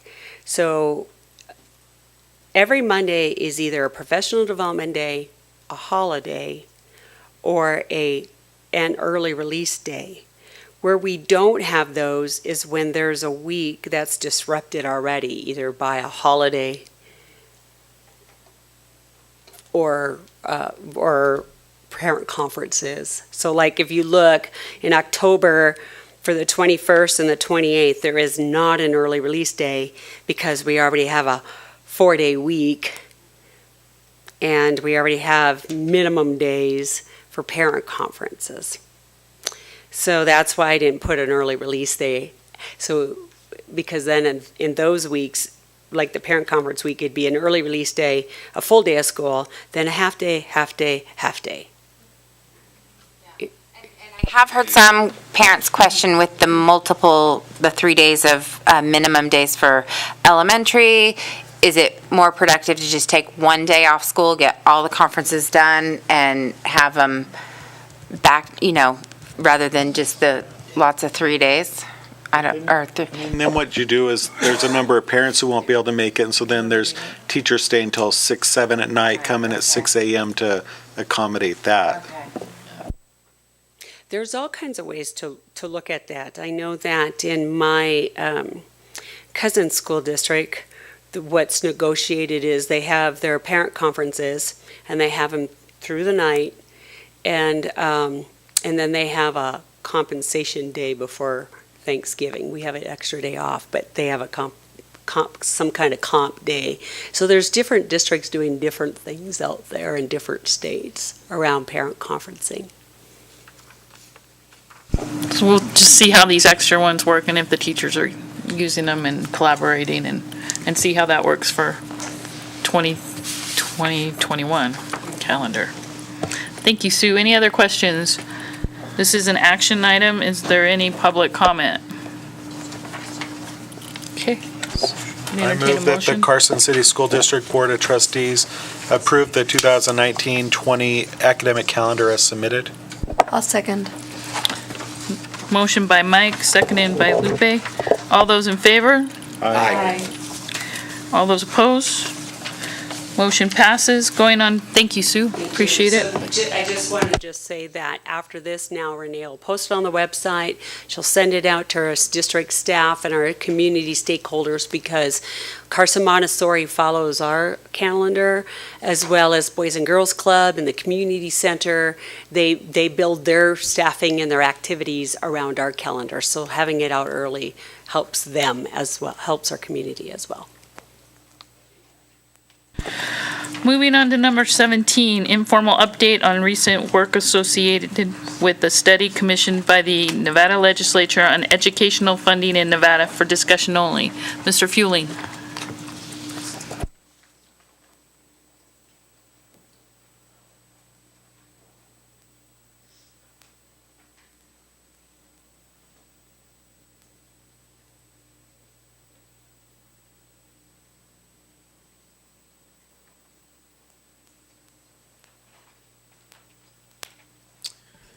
Good evening, trustees.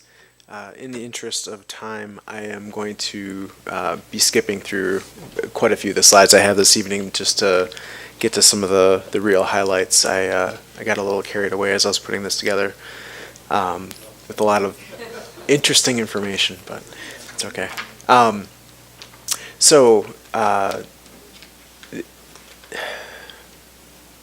Over the past 18 years, the state of Nevada, the legislature, has had various studies and various interests in changing the way school is funded, K-12 education is funded in Nevada. Recently, two of the largest proponents, Senator Mo Dennis and Senator Joyce Woodhouse, had a series of meetings along with the Nevada Department of Education and a company called Augenblick, which has done the most recent, and it's the fourth study in the last 18 years on the adequacy of funding in Nevada and the model that they use itself. So, Mr. Stokes attended some of these meetings with me, and we learned a great deal of information.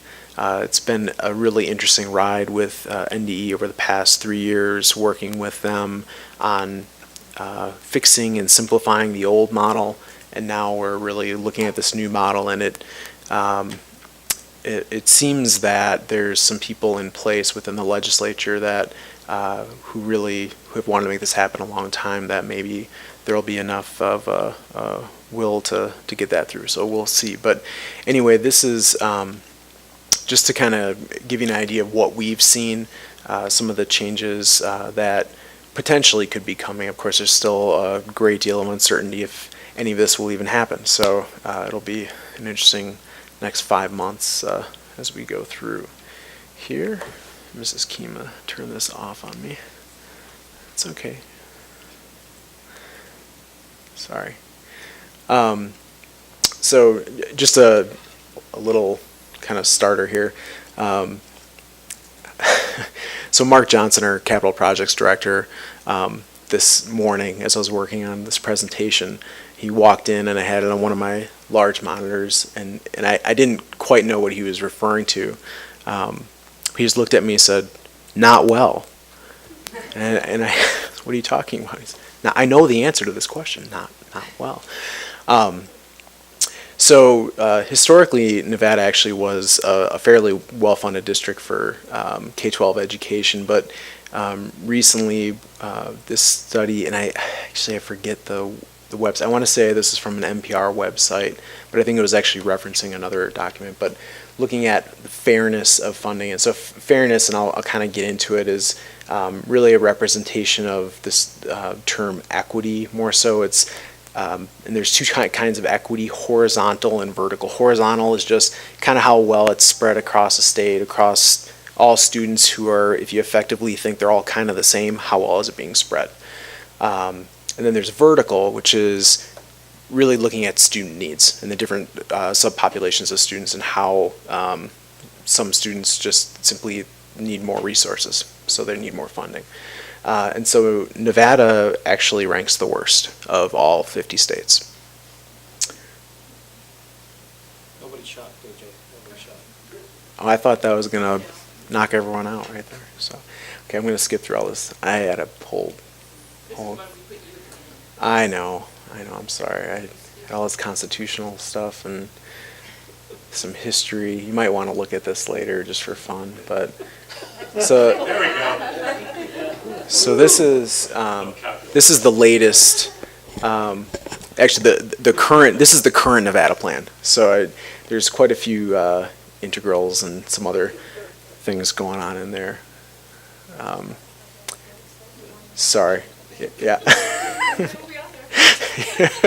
It's okay.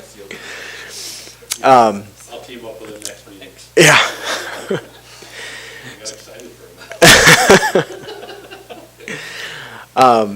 So this is the current Nevada plan, and this part of it isn't really going to change in theory. So this is just where the funding comes from.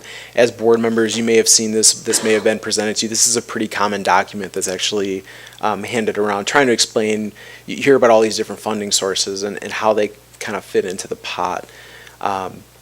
So not to get into it too much, but one of the things you'll hear is that there has been a lot of money that should have come to education over the past decade, and a little more than that.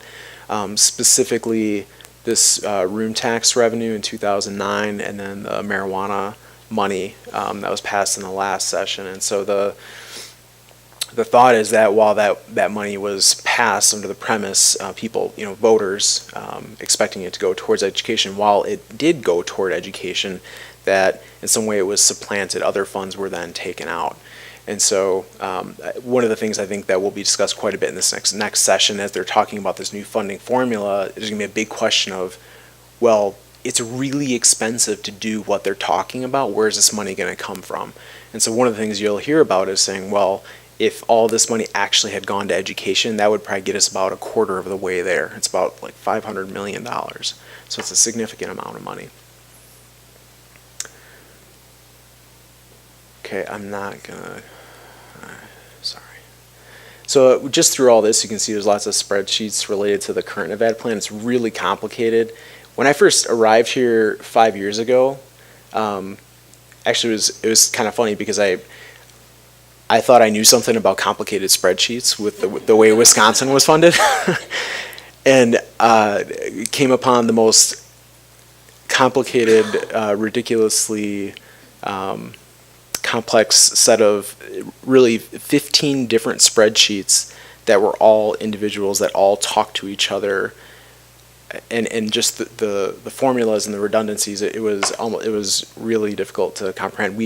Working with Nevada Department of Education and other finance directors, we simplified it, which 2 sessions ago was a big push. They wanted to make it easier for folks to understand, so we got it from 15 down onto 1 and like 7 tabs. So that was a pretty big accomplishment, actually. But now, after all that work, we're looking at kind of throwing it aside potentially, and looking at something else. So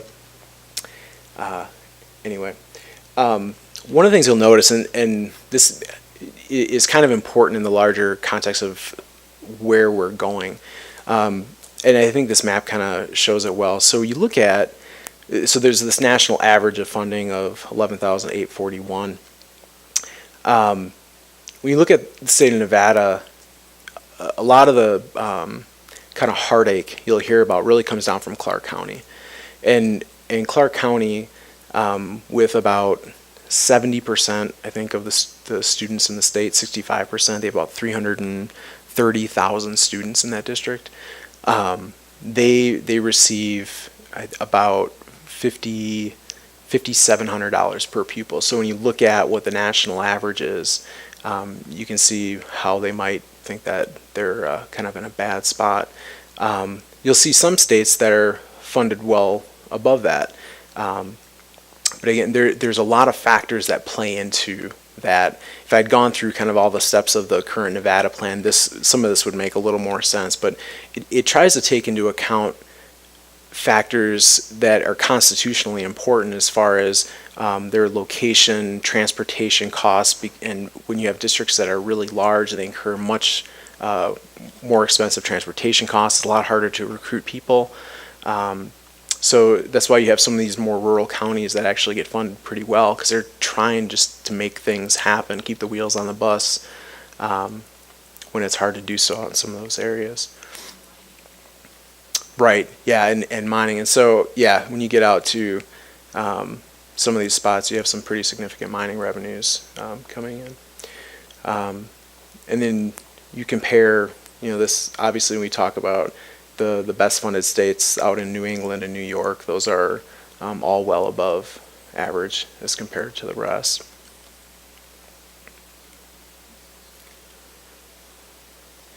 So the current Nevada plan, and kind of just wrapping this up to move on, when you look at when it was created, so it was created in 1967, and it effectively has not changed since that time.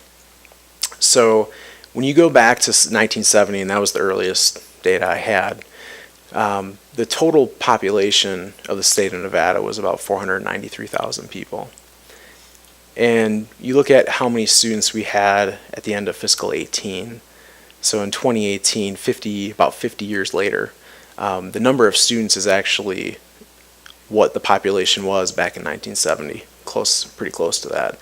And what's interesting is then not only has it exploded in population, that Nevada that was represented in 1967, that old plan was based off the state of Wyoming's plan, which, basically in 1970 there was no diversity within the state, right?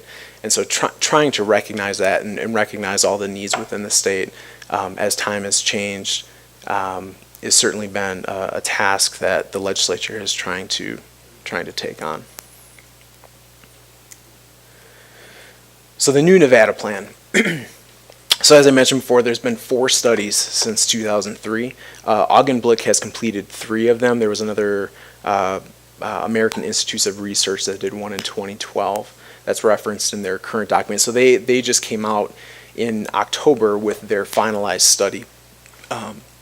So we're still really kind of trying to digest, and even through these meetings, trying to understand everything that's happening. But the purpose was for them to come up with an idea of what it would cost to adequately fund K-12 education in the state. In every case, this has been a part of the studies, and in every case, it's really expensive. It comes back that in the different ways they measure what it is to be adequate, we're just not quite there to fund that at this point. And so adequate, and I think this is really important to understand, and it's kind of the most simplified way that I could to say it, but it's your funding level to meet all federal and state mandates, meet statewide student performance expectations, and otherwise meet your operational needs. So it's everything we're asked to do. What would it cost to get there? And so they have some ways that they'll come to that I'll go through and just kind of explain how they judge what that funding is. So they use something called an evidence-based approach, and then they do a professional judgment approach, and then a successful schools approach. So the evidence-based approach is they look at districts across the country and ones that are successful, and they look at how are they staffed, how do they run, and they come back and they say, so those successful schools have this kind of staffing, elementary, middle, and high school. And then they use this professional judgment approach, and that was more in-state, having folks come together from all areas, all counties, all districts. I was a part of the committee on professional judgment for special education costs. Dr. Laura Austin was a part of the one for English language learners. And saying, okay, so if you're going to provide services to all these students, what does the staffing look like? And so that was kind of maybe more of a Nevada bent to that one. And then the successful schools approach. So they look at, of the schools in the state that are very successful, what are they doing? And what kind of staffing do they have? And so it's a very staff oriented costing method.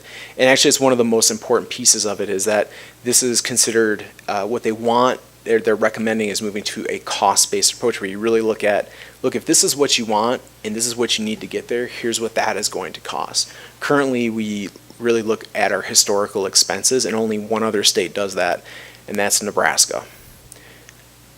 And that isn't all that great, and that's not that big of a deal. Nebraska isn't known as being some powerhouse in education or anything like that. Football in the 1980s and 90s, but that was about it. So the other side, so there's the adequacy aspect and then the equity aspect.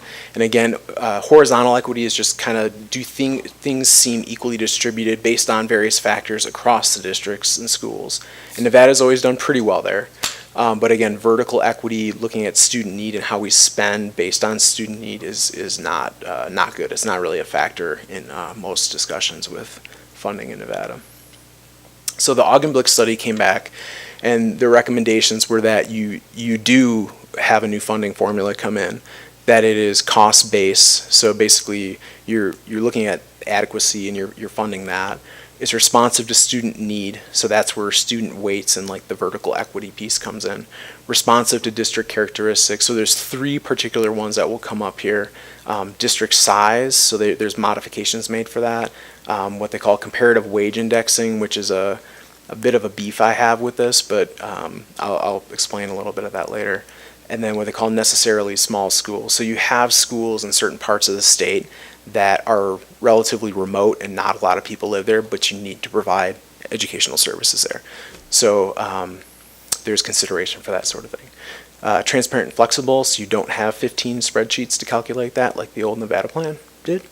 Equity allocation model. And then equitable, so concern that low state support and the way that outside local revenue, so when you talk about net proceeds, minerals, wealth in some parts of the state, how that may throw off what's considered equitable. So under the 3 different methods, the level of adequacy, and this is like the base we would consider. Under the evidence-based approach, it was almost $10,000 per student. The professional judgment approach was still in the about $9,250.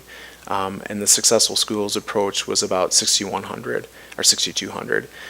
You have to remember the successful schools approach is in a way kind of a self-fulfilling prophecy because it's based upon successful schools in Nevada that already have low funding, but looking at their staffing levels and what they do and trying to figure out what that should cost. We've talked quite a bit in the past about additional weightings for different populations of students. So the recommendations, first for a group that they call at risk, which is basically students that they would consider to be in poverty, and they define that generally as being free and reduced lunch qualifying. They don't know that they're going to use that. There are some issues they have with that metric, but that's the easiest one to use. That's probably what they will use. And you would get an additional 0.3 basically weighting per student that qualified for free and reduced lunch. For English language learners, you would get an additional 0.5. And just to take a step back. So let's say that the base that they run with is $10,000 per student. That's for everyday average Joe. Every single student, you get $10,000 per student. If a student qualified for English learner services, you'd actually get $10,500, or I'm sorry, you get $15,000, right? It's getting late for all of us here. Numbers aren't flowing. So it could be pretty significant if we actually get to that point.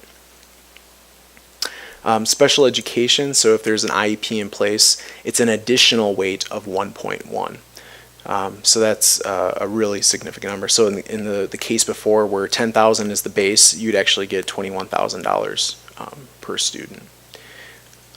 They've talked about doing different weights based on severity, but there's some concerns there with districts trying to pigeonhole kids into certain categories to get more money. Although in states that do this, they have not seen that happen. It's still a concern. So I don't think they're going to do that, but I don't think it's fully been decided yet. For GATE programs, an additional 0.05. And this is not one, I think only 25 of the 50 states do have some kind of weighting for GATE. It's not nearly as common as the other categories. So they don't have a lot of research on that and weren't as confident kind of in their recommendation for it, but this is what they went with. If a student qualified for multiple categories, right now it seems NDE would only take the highest of those. So like if they were qualified for special education services, that's your 1.1. Even if you were an English language learner and you were at risk, you'd get the 1.1. I don't know if that makes sense or not. I think from a funding standpoint, it's cheaper certainly for NDE, but I would argue that a student that qualifies for special ed services and is EL and is at risk probably has a lot more in front of them blocking the road than some other kids with only one of those. oops, sorry. So what the recommended starting point as far as I think what NDE is looking at is the successful schools approach. Again, I think they're just looking at it as a step in the right direction that would happen over time. This is not necessarily what the legislature is going to want or the governor is going to want, but to give you an idea what some of these different funding amounts would be just for the extra populations or the subpopulations here. So again, additional modifiers, district size, the local cost to operate, which is this comparable wage index, and then necessarily small schools. District size, so as the assumption is, and I think it's a fair assumption, that if you have a really, really small district, you're probably really remote and really isolated, and it's probably really hard to get folks to come out there. It's much more expensive to operate just in general. So there's a modifier for that where basically on top of your base amount, you get a multiplier on top of that. So your largest districts, like this is obviously just Clark and this is just Washoe, there's no modification for them, but as you get smaller and smaller, they recognize that those costs are much more expensive. The comparative wage index, so this is supposed to tell you how expensive it is to operate in an area given local costs. So what they do is they look at non-education wages and costs in an area as compared to other non-education wages and costs in other areas, and then they make an assumption that, well, if all these non-education costs, it's more expensive here than somewhere else, well then it's more expensive to get teachers and to have education happening in this area than others. And with the work that they used to calculate this, which was from 2013, which I don't like because that was still kind of a recovery point for a lot of areas, Clark County actually came out ahead on this. So, and I should say too, it actually would be worse in some ways, but the way that it was trying to be presented was that Clark would be 1.03, and instead of having other districts, because there were some that were below 1, they just brought everybody else up to 1, because in the bigger scheme of things, the other districts don't impact the overall pie so much, but it's a nice way for Clark to get some extra. Necessarily small schools, so if you have a school that's under 49 students, so the local example I know of is say up in Gerlach for Washoe County School District. I think they have like 12 kids in a school up in Gerlach, but they have to provide services up there. So they make certain accommodations and give extra money to help out in situations like that. Even in Clark County, there's a couple necessarily small schools in some communities out in Clark County.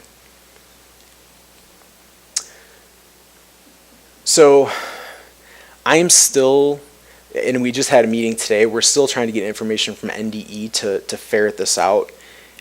Because what they did in coming up with the final numbers here is, so once you plug everything in, here's the number where Carson comes out, 89.75. So that seems really good in the context of, in the current year, we're looking at about $7,200 per pupil, excuse me.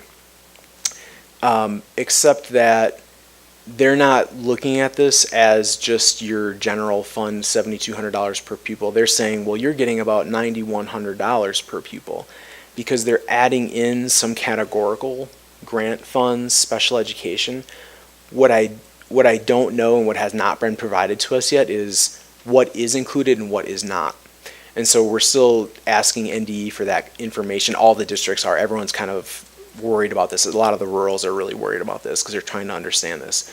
So this is, at least the ask from NDE, I believe, is the low end of that. So it appears that we actually would end up with less dollars, but again, we don't know exactly what those dollars are made up of yet. On the full adequacy, on the high end, it goes up over $13,000. So it's a really significant bump in that case. So there's more to be learned. the level of uncertainty is enormous still with some of this, but it feels better to have some of this study done and kind of moving on. For districts that would be harmed in the process, if they went with that number, there would be a hold harmless provision in place. But they're not sure how many years yet. They don't know what's reasonable, and that'll be determined by the legislature. So, and you have the session coming, and you have a new governor coming, and all sorts of new things. So that's it. That's your 9 o'clock excitement. I'm really glad we made you go last and got to skip a lot of that. Appreciate that, though. But we appreciate you guys getting involved in the process and keeping us in tabs with going to those committee meetings and stuff. We do appreciate your time, commitment to that. Any questions for staff? Richard? AJ, if they adopt this new funding model, have they told you the cost of it? So if the number I have in my head is that if they would go with the full number, the 13,000, it would be an additional $2 billion to pull that off statewide. And again, going back to the funding with the marijuana money and the room tax money, that by itself is about $500 million. So it gets you about a quarter of the way there. And I think that's the idea with that successful schools approach, because it's a lower goal to hit that maybe even if it's just that money that comes back to education, maybe that could get us to that point. It's a starting point. And then they would look at trying to figure out how they could phase things in over time, I think, to do the rest. I don't know that there's an appetite to go all out and come up with another $1.5 billion. Right, yeah, that's the problem. Give up the money they promised us in the first place. Right, we know what it takes to fund it. We just don't know how it's going to get there. But I think this is probably one of the best sessions for that chance to change because of the leadership and because Mo and Woodhouse are in their last couple sessions. So anyway, any other discussion? Okay, seeing none, thank you again, AJ. Moving on to 18, approval of the consent agenda for possible action, public comment. I can make a motion. Okay. I move that the Carson City School District Board of Trustees approve the consent agenda as submitted. Second. Motion by Joe, seconded by Mike. Any public comment? Any board discussion? Seeing none, all those in favor? Aye. Moving on to informational items. You kind of see the early release day. Reminder that our joint meeting with the Board of Supervisors is next Thursday, the 17th, here in this room at 6 o'clock. And then the holiday. Moving on to 20, requests for future agenda topics. Laurel? So I have an idea. Do we want to, as a board, develop some of our own legislative priorities, things that we would be in support of, that, because we're right here in Carson City, that we might want to kind of keep an eye where the bills are going and be aware of that and make that? Is that something we'd like to do as a future agenda item? So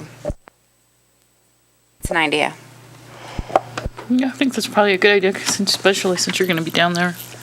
You might take advantage of that. You guys can put together some priorities that you see that are unique to our district, because we all know what's going on with the state, but unique to our district, and then we can work on those and bring them back up. It'd have to be Quickly. by February, though, the February meeting. So if we do it as a February item, if you guys have any priorities that you want, get them to Mr. Stokes, and then we'll go through them. When we sit down and talk, we'll go through them, and then we'll come back in February with a slate, and you guys can vet it out. Although is Nick's meeting? January 22nd. I know, but it didn't look like there was a whole lot to go on the agenda that's new. Well, we'll look at it, and we'll do either next meeting, or it might be better to do it on the February meeting, because that'll be televised. And then, because is Senator, oh, they will too? Okay. Oh, nice. Madam President, it'll be set up in the same scenario as our recognition event. Oh. We might pull the the tables a little closer together so it's not speaking into such a big space and, yeah, but I think it's going to be, it's not going to be televised live, but it will be recorded. Okay, there we go. Okay, anybody else? Okay. Seeing none, I move for adjournment. Thank you very much. Appreciate everybody's time.